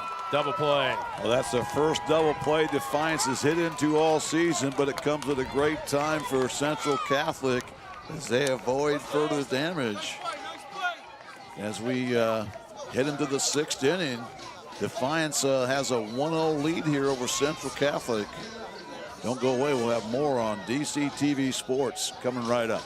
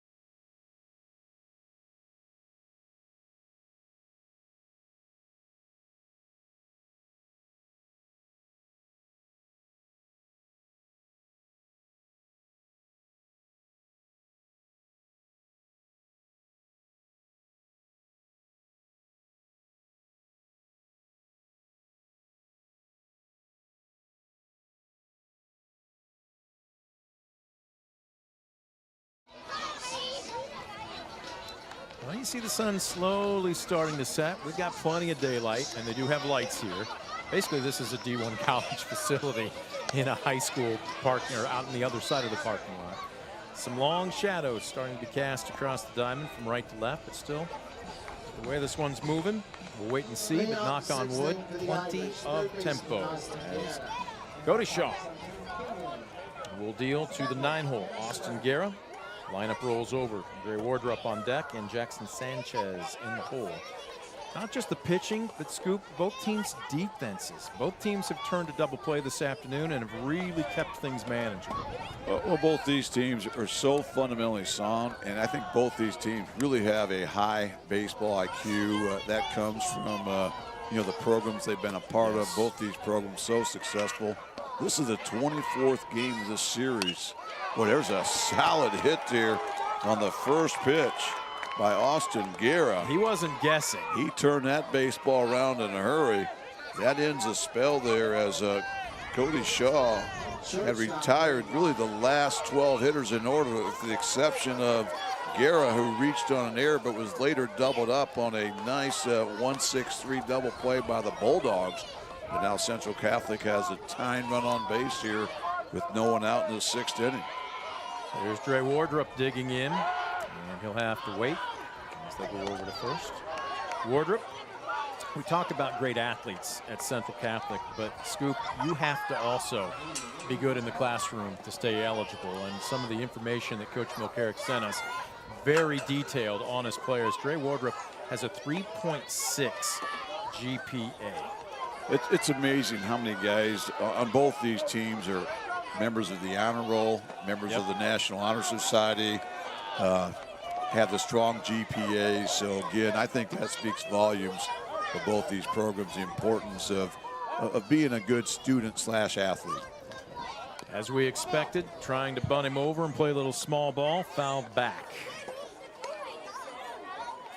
Well, it's not uncommon. It's a little chilly, walking the tongue over today. Both Dre's father, Dan, and his mother, Jenny, also standout athletes at Central Catholic High School. You get a lot of legacies. Not uncommon to hear about 3rd, 4th, 5th generations wearing the same uniform. Yeah, it's really cool. One of many great things. There's a great sack bunt. It's going to be tough. Oh, boy, Ligon at 6'5", saved that from going down the right field line. Yeah, that was that high fastball we've seen from Cody Shaw quite a bit today. But remember, Ligon only had about 45 feet between him and Shaw, but he went up on his toes there, caught the baseball. But a great sack bunt there by Dre Wardrop. And the Fighting Irish have the tying run in scoring position with 1 out. Jackson Sanchez will try and get something done. He is 1 for 2 this afternoon, senior. You were talking about great GPAs. Jackson Sanchez fits that bill. A 4.3 GPA. We're going to have a pinch runner at second. He's a National Honor Society member, also a member of the golf team, and both his parents, 1990 grads from Central Catholic. Well, and his dad played baseball for Coach Milcaric as well, as did his brother Jace, who's playing at the next level. So he's one of 4, I think, Central Catholic players whose fathers also played for Coach Milcaric back in the day. Vinny Reamer is going to be the pinch runner. With 1 out, tying run at second. Whoa, nobody's covering. Shaw stepped off, but there was no daylight play going, and it's a good thing Shaw held on to that baseball. You know, that's why Reamer was taking an extra big lead that time. Nobody was close. But now Zippo trying to stay behind him a little bit. There's a good first pitch strike there from Shaw that Sanchez fouls off straight back. Sanchez has had a couple of, well, when you say productive at bats, despite hitting into a 1-6-3 double play, he barreled it up. He hasn't been cheated this afternoon.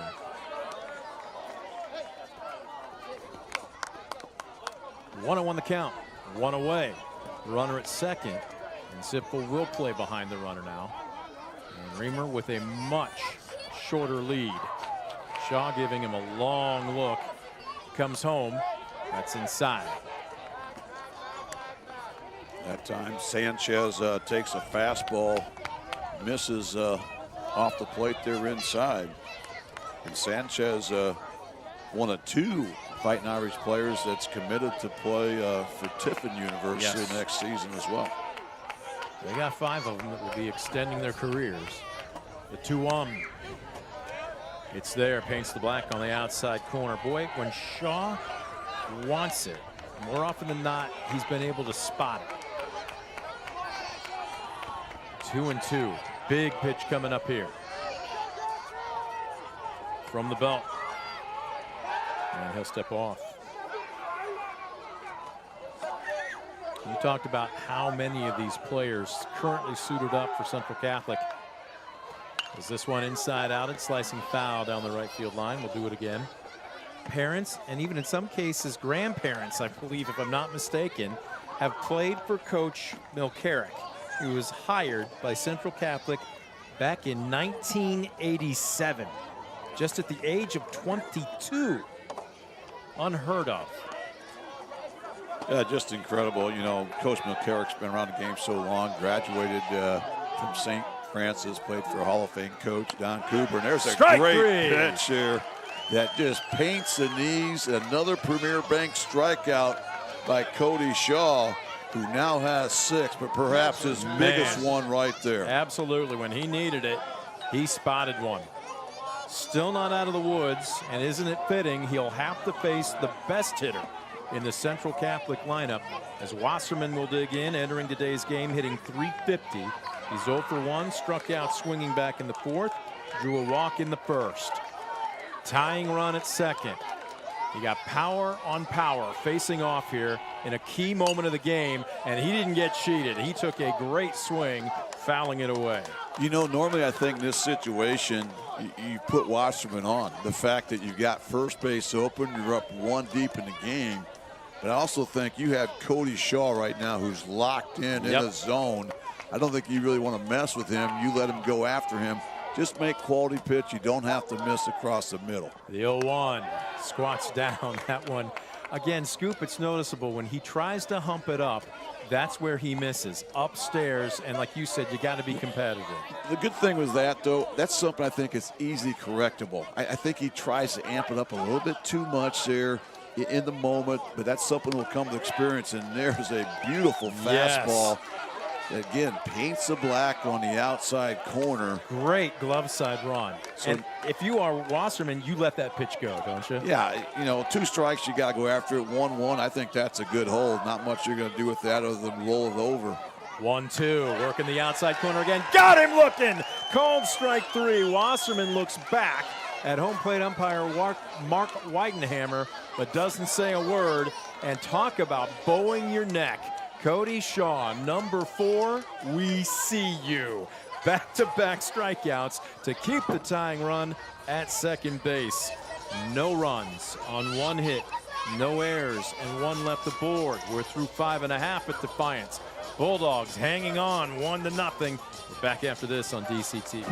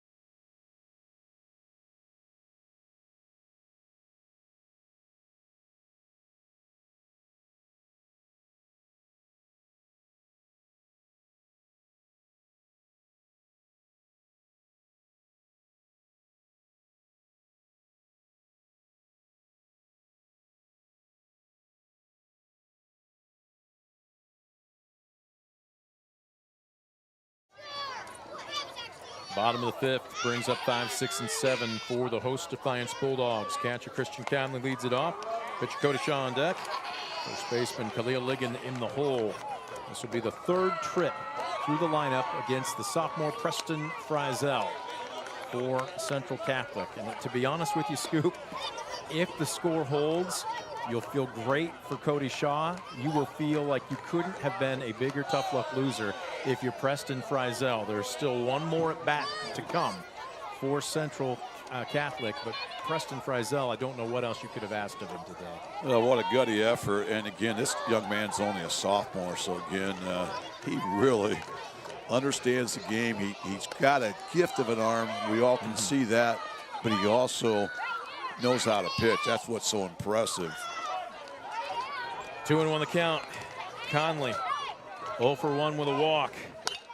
Boy challenged him with a fastball, ground ball to short, throwing off his back foot, and Dre Wardrop just made a tough play look very easy. Well, you're exactly right. That was trouble off the bat, but credit Wardrop that time. He got a good read off the bat there, did a great job of cleaning it with the glove there, and then threw off that back foot. Wow, he made that look super easy. What a tough play. Here comes his counterpart, Cody Shaw, 0 for 1 with a sacrifice.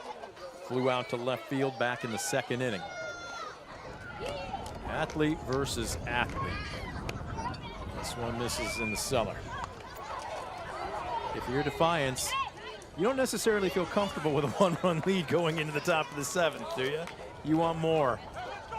Oh, that was a nasty one. Almost jelly-leg Shaw. That one buckled him just a bit, started right at him. It's one of those you have to be very nice to and let it pass you by. That's a great pitch, especially when you're down 1-0 and you freeze him with that off-speed bender. This one up the middle. Slow roller off his back foot again, and Dre Wardrop making it look all too easy with another nifty play. Wow, big-time play by Wardrop. Back-to-back tough plays makes them both look rather easy. And 2 quick outs for Frizzell, trying to keep this game right where it's at. So here's Khalil Ligon, 1 for 2. Single back in the 4th, stole second. That's where he was left. He's also grounded out to 3rd. And Ligon, one of 4 Bulldogs last night with multi-hit games in that WBL win against Kenton. How about 3 of those guys batting in the 7, 8, 9 position? This one a laser into center field and playing it on a hop. Dittmer was charging and then realized he just wasn't going to get there, and Khalil Ligon with his 2nd hit of the afternoon. Great job there extending this inning with 2 outs, and now Defiance will probably go with the pinch runner here, try to maybe swipe a base. Yep, that's exactly what's going to happen. And with Breslin Zippel coming up, remember Zippel was another one of those multi-hit guys last night in that impressive 12-1 win at Kenton. Grant Rodenberger will be your pinch runner.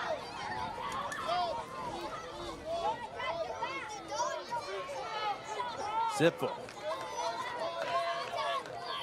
trying to make something happen with 2 outs.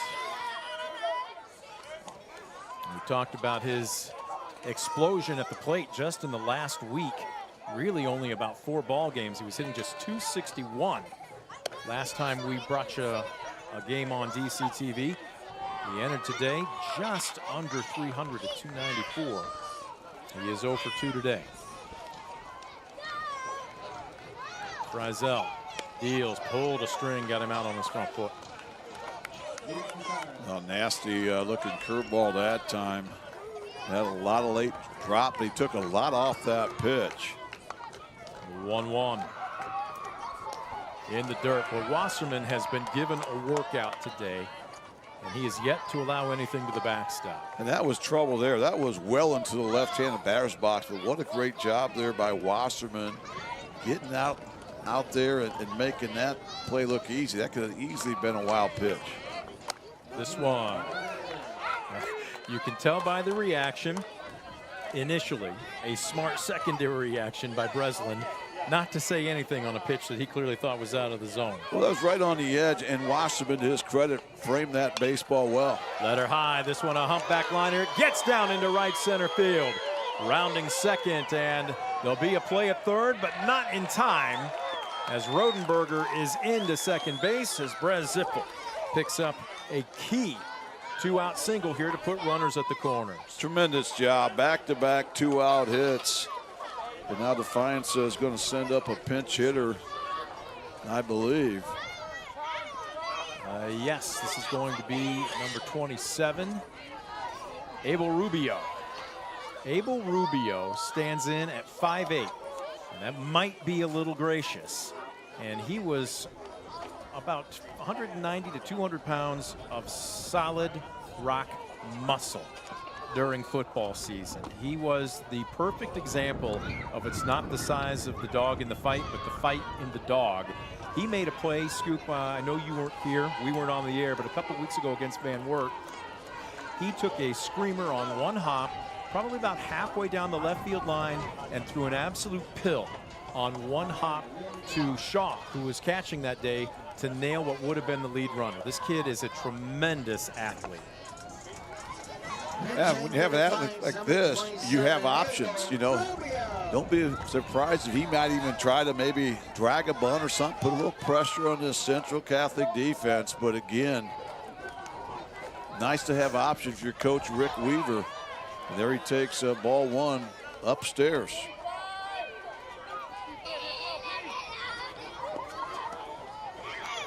The 1-0, Frizzell hopped him up.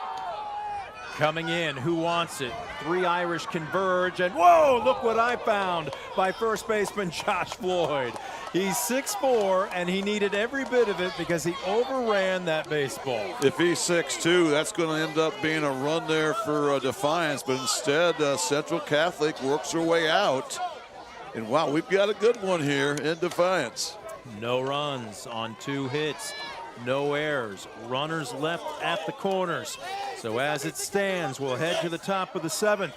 Fighting Irish down to their final 3 outs. They need at least one or this one's over. We'll have it for you when we come back on DCTV Sports.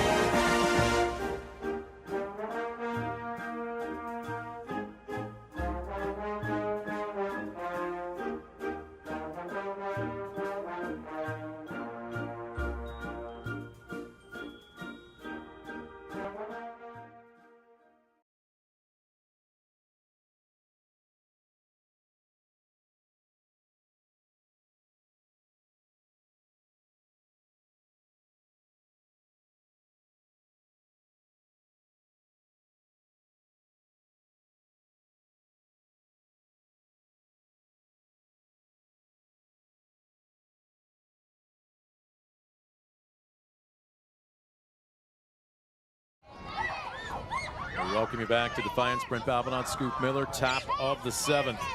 Visiting Fighting Irish of Central Catholic of Toledo down to their final 3 outs. It has been a pitcher's duel this afternoon. Cody Shaw, the 6'1" junior for the Bulldogs, trying to go the distance, a complete game, and if he can hang on here, he will pick up his 3rd win of the season. It won't be easy as he'll deal to 4, 5, and 6. Gardner, Frizzell, and Floyd. Good first pitch strikes. That's what you always want. Get hitters in negative counts. And quickly Shaw jumps on top of Gardner 0-2. Remember, Brent, this year in tight games, in 1 or 2 run games, Defiance 4-1 on the season. Meanwhile, Toledo Christian just 1-3 in 1 and 2 run games. We'll see if that holds true here today. 0-2, tried to nibble outside, but again, upstairs for ball 1.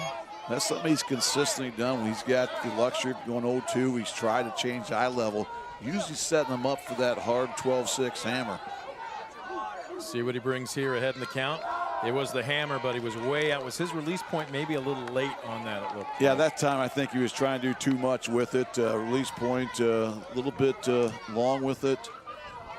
That ball clearly outside, not really a competitive pitch. From the 0-2 to the 2-2, blew him away with a good letter high fastball on the outer third. And that is a big out. Scoop, we were talking about it during that last break. A Premier Bank strikeout. Key, get that leadoff hitter. Now all of a sudden, even if you do get the tying run aboard, it lessens some of the things you can do if you're Central Catholic. Well, you're right. And again, 3 consecutive strikeouts now for Cody Shaw. And that pitch was just unhittable. A couple inches off the plate. Top of the strike zone. Frizzell nibbling on the outside corner, unable to keep a handle on it as Conley. It's ball 1.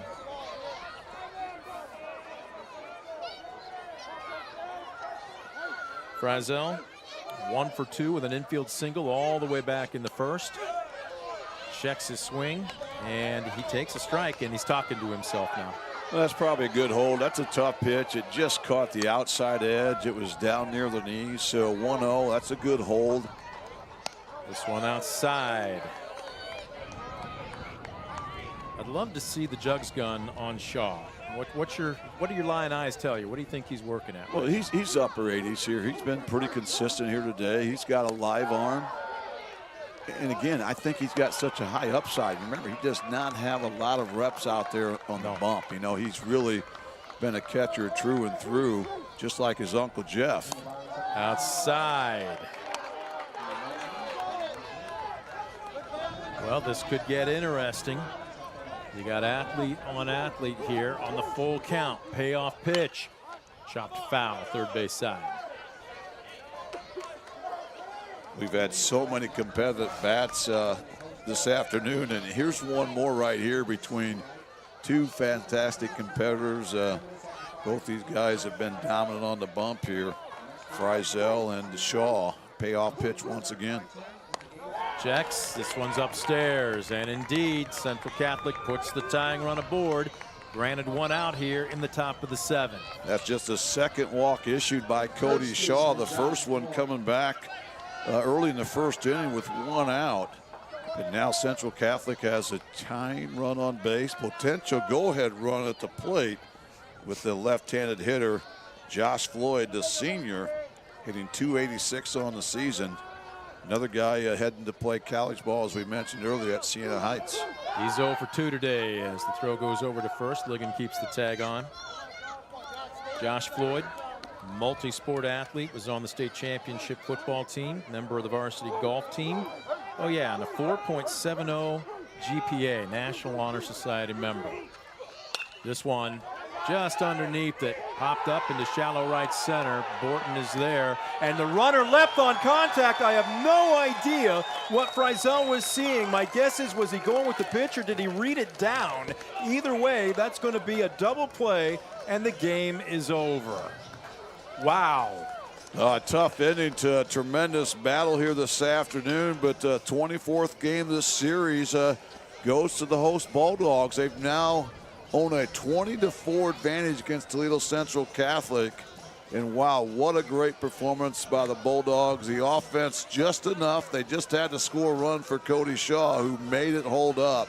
Tremendous outing by the junior here this afternoon. Pitchers duel, Defiance earns a tough-fought 1-0 victory over the Fighting Irish of Central Catholic, who now falls to 2-7 overall.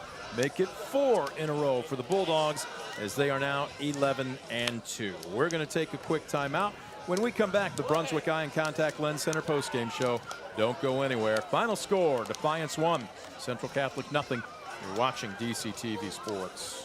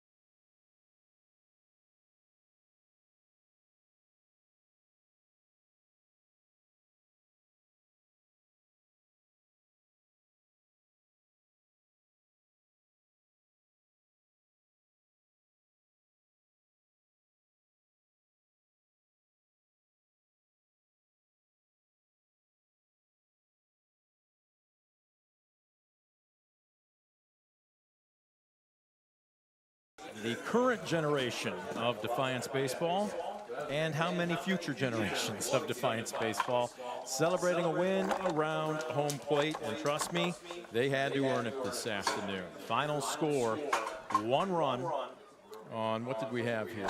4 hits for the Bulldogs. Let's see, 2, 4, 5. Excuse me, 5 hits and a couple of errors.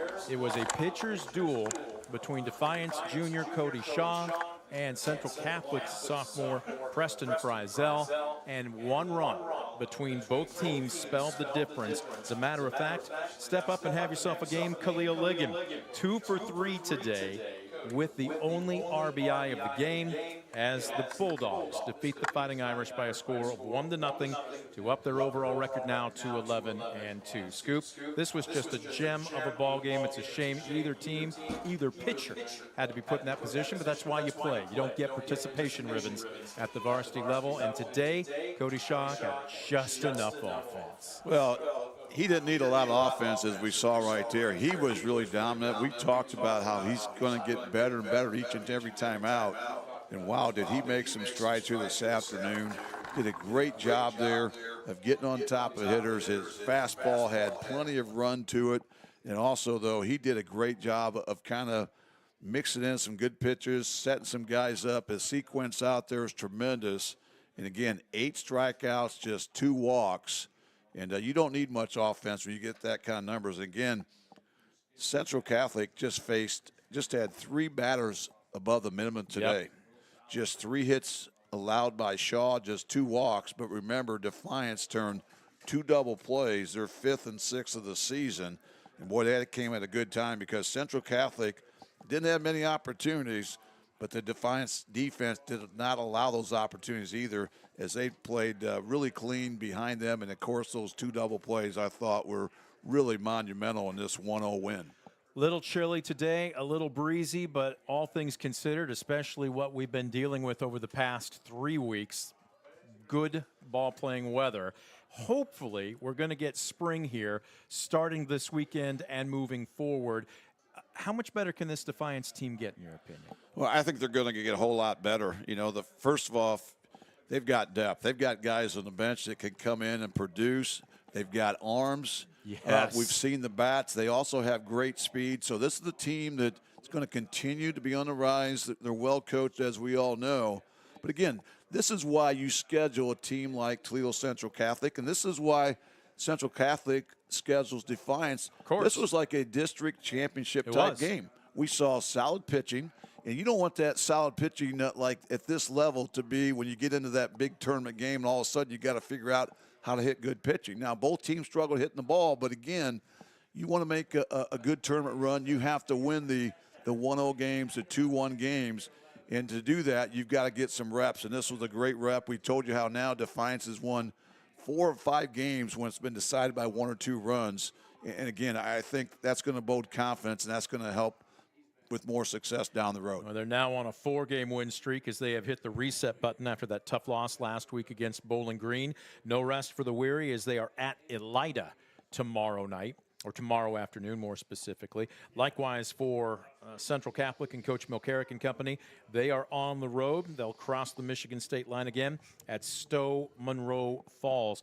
You talk about an absolute gauntlet playing in that conference. You've got obviously the Catholic schools in Toledo, in St. John's, and obviously St. Francis. They do have Whitmer on the schedule later on this season. But to have to bus into downtown Detroit over and over and over again. Brother Rice, I'm trying to think of. Detroit Jesuit. Jesuit, absolutely. Catholic Central, another powerhouse right there in downtown Detroit. Is it Ottawa Lakes, I believe, was Orchard Lake, excuse me, yes. not Ottawa, excuse me. There's the Toledo resident in me. Orchard Lakes. That is murderer's row. Folks, these are teams, we're not joking, that have any one of them, if you chose a lineup, 5, 6, and in one case, in Lake's case, 9 starters who have signed to play Division I baseball. That is an absolute gauntlet. Yeah, that's only going to make you better. You're going to take some lumps, but again, it makes it a little bit better as far as you get back kind of the real world here and see some schools similar size that you're a little bit more familiar with, I think you're going to have more success. So, again, we talked about before the game, that Central Catholic one-loss record, you could throw that out the window because they're really seeing some college-type teams, and they saw one here today.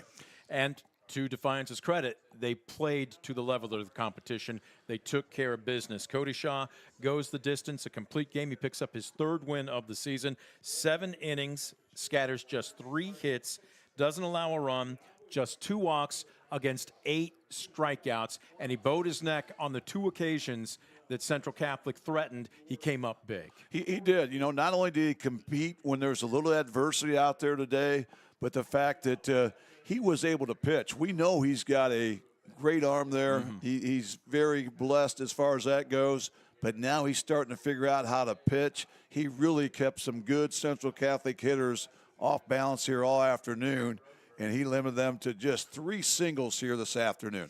On the offensive side for Defiance, again, it was tough to come by in a 1-run game. Brady Borton going 1 for 3. Noah Gomez going 1 for 2. He had the only run scored in the 4th inning, so key to get the leadoff man aboard. And then Khalil Ligon out of the 7-hole goes 2 for 3 with the only RBI of the game. And on the RBI single, Scoop, he was so far out on his front foot, it wasn't pretty, but it was actually a great piece of hitting because he kept his hands back and through the strike zone and just punched the ball to left field. Yeah, and that's making that adjustment as a hitter. He was fooled on that pitch, but the fact he didn't try to do too much. And how about Ligon now? Not just that big game-winning RBI, but now consecutive games where he's had multi-hits. So getting production from the bottom of the order is really good math for your offense. And, again, when you're not scoring many runs, any types of hits are good. But, again, just great production throughout. What a great team win here for Defiance. So they're now 11-2 overall, 6-0. This was a non-conference game, obviously, in the WBL, but that changes tomorrow as they're on the road at Elida. Yeah, both these teams have to go right into the frying pan. And Elida, one of the preseason upper echelon teams in WBL, never easy. Trying to take down Elida. So that'll be a good battle. But, again, when you get the type of pitching we saw today in a non-league game, boy, that speaks volumes about the depth of this Defiance pitching staff. And, again, we're looking here, Khalil Ligon with a 1.70 ERA. Brez Zippel, sub-3 at 2.40. Cody Shaw picking up his, pardon me, I might have said 3rd win of the season. Yeah, correct. 3 appearances. This is his 3rd win with a 3.57 ERA. It's not uncommon, even at this level, seeing some of the larger schools to have 1, maybe 2, and then it's, okay, how are we going to hodgepodge a busy weekend together? Defiance has 3 quality starters that they can put out and feel good about. Yeah, and that's big when you're trying to get a WBL title for the 29th time in school history, and also when you're trying to make a tournament run. You can't do it on one arm like you used to do it in the olden days. Now you've got to have at least a couple starters, and 3 if you really want to try to compete with the Walsh Jesuits and the top teams of this division. But Defiance clearly is in that conversation. They clearly have that depth. It's going to be interesting to see how it plays out. A lot of tough ball games ahead. But, again, when you're beefing up your schedule like we're seeing, I think that's going to bode some confidence down the road. We are going to continue our Brunswick Eye and Contact Lens Center post-game show. When we come back, we anticipate having Coach join us. Don't you go anywhere. Defiance with a tough pitcher's duel, but a 1-0 win over Central Catholic of Toledo. We're back with more right after this on DCTV Sports.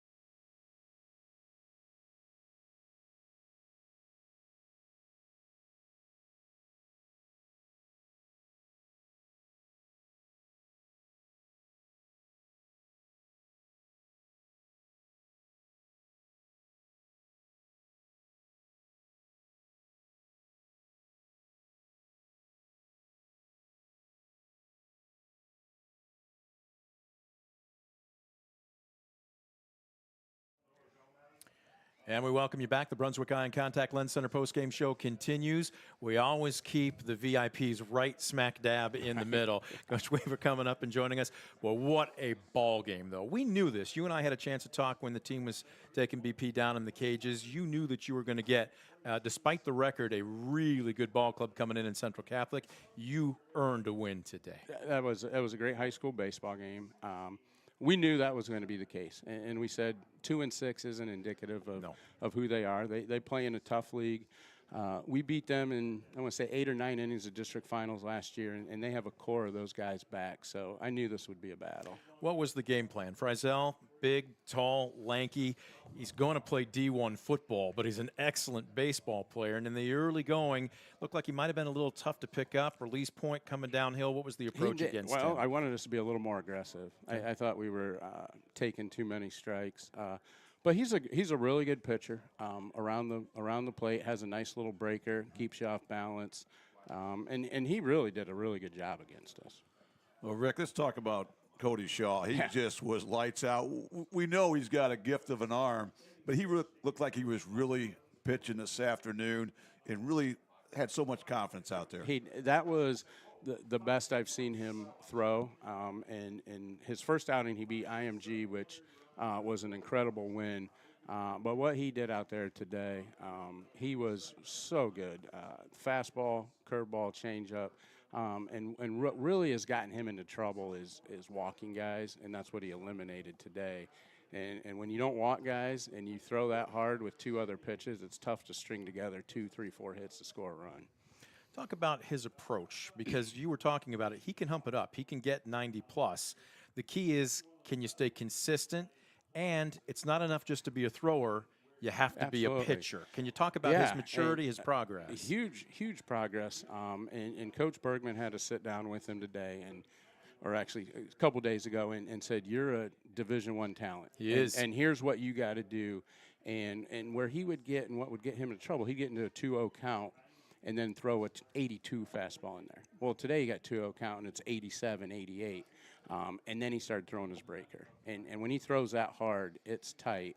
And then you bring back the changeup, and when you got 3 pitches going, it's tough. I mean, it's tough on high school hitters. It's tough on college and pro hitters. So I'm just so proud of him. He made a huge jump, and he's such a good kid. He works so hard. So I'm really happy with how he threw today. Yeah, that's the thing that I really saw tonight to jump on that. The fact that I saw one time tonight, he's down 3-1.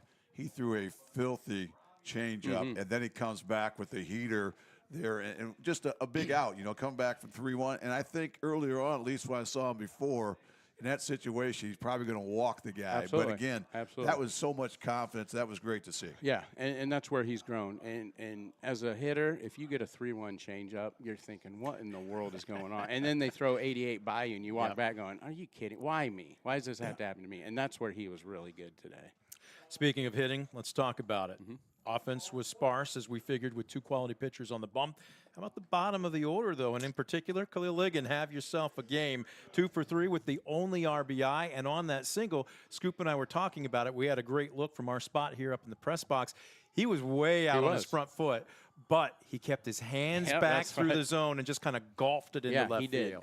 He was fooled, and if you keep your hands back, you got a shot. Which he did. And I want to say that's the 3rd game in a row he's had 2 hits. And then in the last inning, now that was a real hit. Hey, that was a rocket. You earned 1 real hit to Coach Khalil. You got 1, baby. But we won't apologize for the RBI. Not at all. But, yeah, he's been swinging it well. Offensively, I thought we had some other chances, and we just didn't capitalize. We got to get better with less than 2 outs, guy in third being able to put it in play. In the 1 inning, we got unlucky. We stole second and third. I mean, Brady Borton has it, stole easily and slides by the base. So that happens. Obviously, you're not too happy at the moment, but we talk all the time like we're going to be aggressive. That one just didn't work out for us. One guy that you and I were talking about, too, prior to the game a week ago, Breslin Ziffel is hitting 271 and was really pressing. As a matter of fact, a couple of times looked kind of tight, kind of dead-handed at the plate. All of a sudden, we're here a week later, and he's just a few points under 300. He goes 1 for 3 today. What's been the difference? The biggest thing, and I talked to him 4 or 5 games ago, and I told him, I said, you're hitting the ball fine. I mean, he hit line drives, he's hitting hard grounders. So now they're starting to see the hole, find the hole, which is good. And then what gets him into trouble, he likes to swing at the high pitch. When he can lay off that, that's when he's a lot better. But he had a big 2-strike, 2-out hit also. Yep. And Rick, talk about your defense a little bit. We know how commanding Cody Shaw was tonight with those 8 punch-outs, but I thought your defense did some really good things. You got a couple double plays. Talk about your D a little bit. Yeah, our defense has kind of been up and down. They're talented, but they're a little experienced, so we make some errors here and there. But we got the big double play with Sanchez back to the pitcher. That's always kind of a scary play. We work on it a lot, but it's still – I don't know why. I think it's a throw pitchers are used to making. I'll echo that. And anytime it happens, it puts you on edge. But Cody did a great job. He gathered himself. A lot of times pitchers want to get rid of it quick, and he gathered himself. And that was a huge double play. And then to end the game's a double play.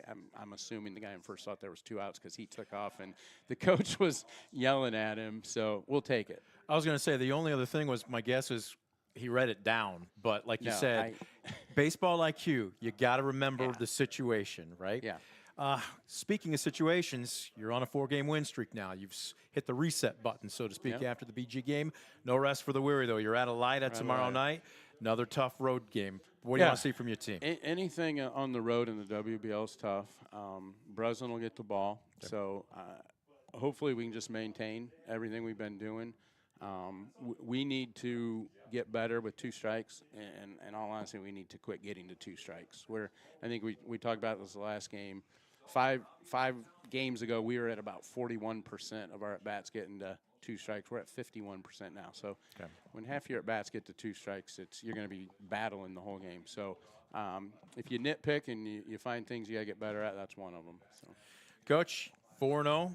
On the road, trying to keep the conference record unblemished. Congratulations. Thank you. Good luck to you. Thanks, guys. Great job, Thanks Rick. for covering us. Coach coming up and joining us. We're going to take one last break. When we come back, we're going to put a blue and white ribbon on the Brunswick Eye and Contact Lens Center postgame show. Don't go anywhere. We're watching DCTV Sports.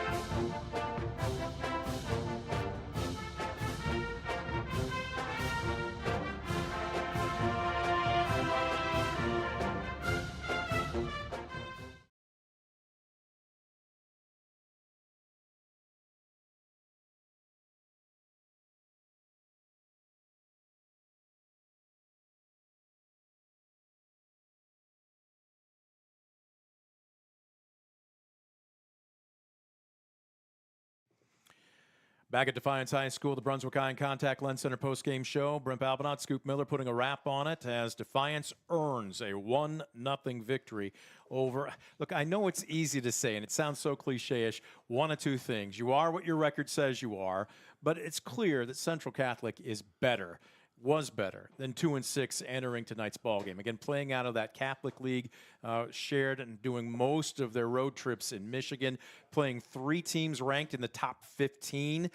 But with that said, nobody's going to feel sorry for you, right? Defiance earned a pitcher's duel victory here today. They really did. They had to earn that 11th win, and they did it in every phase. They had a couple big plays defensively. They got a solid pitching effort, and they got some clutch hits at the right time. You know, not a lot of those hits, but they made the most, and not a lot of opportunities for either team. And Central Catholic, just really tough luck. You know, they've had 5 losses to top 10 teams in their respective states, and then I also saw them play a 2-1 tough loss to Toledo St. John's actually a couple weeks ago. So, you know, they've been in games, and they're going to win games, but with that schedule, it just doesn't get any easier. Does not get any easier. As a matter of fact, I checked down here. Tomorrow they are on the road In Michigan again, it's Stowe Monroe Falls. Defiance jumps back into the WBL as they are on the road at Elida, trying to make it 5 in a row as they are now 11-2 overall. Currently also unbeaten in conference at 6-0. Scoop, appreciate you throwing on the headset, and we'll look forward to getting busy again. We're going to be very busy next week. Every night next week we got something going on. Should be a fun week. You don't want to miss it. Big thank you also going out to our crew doing fantastic work. A huge thank you going out to our underwriters helping make the broadcast a possibility. And as always, you, the fan, for tuning in. For Scoop Miller, I'm Brent Balbinot. Final score again this afternoon from Defiance. They're now 11-2 overall with a pitcher's duel victory, 1-0 over Central Catholic of Toledo. You've been watching a presentation of DCTV Sports.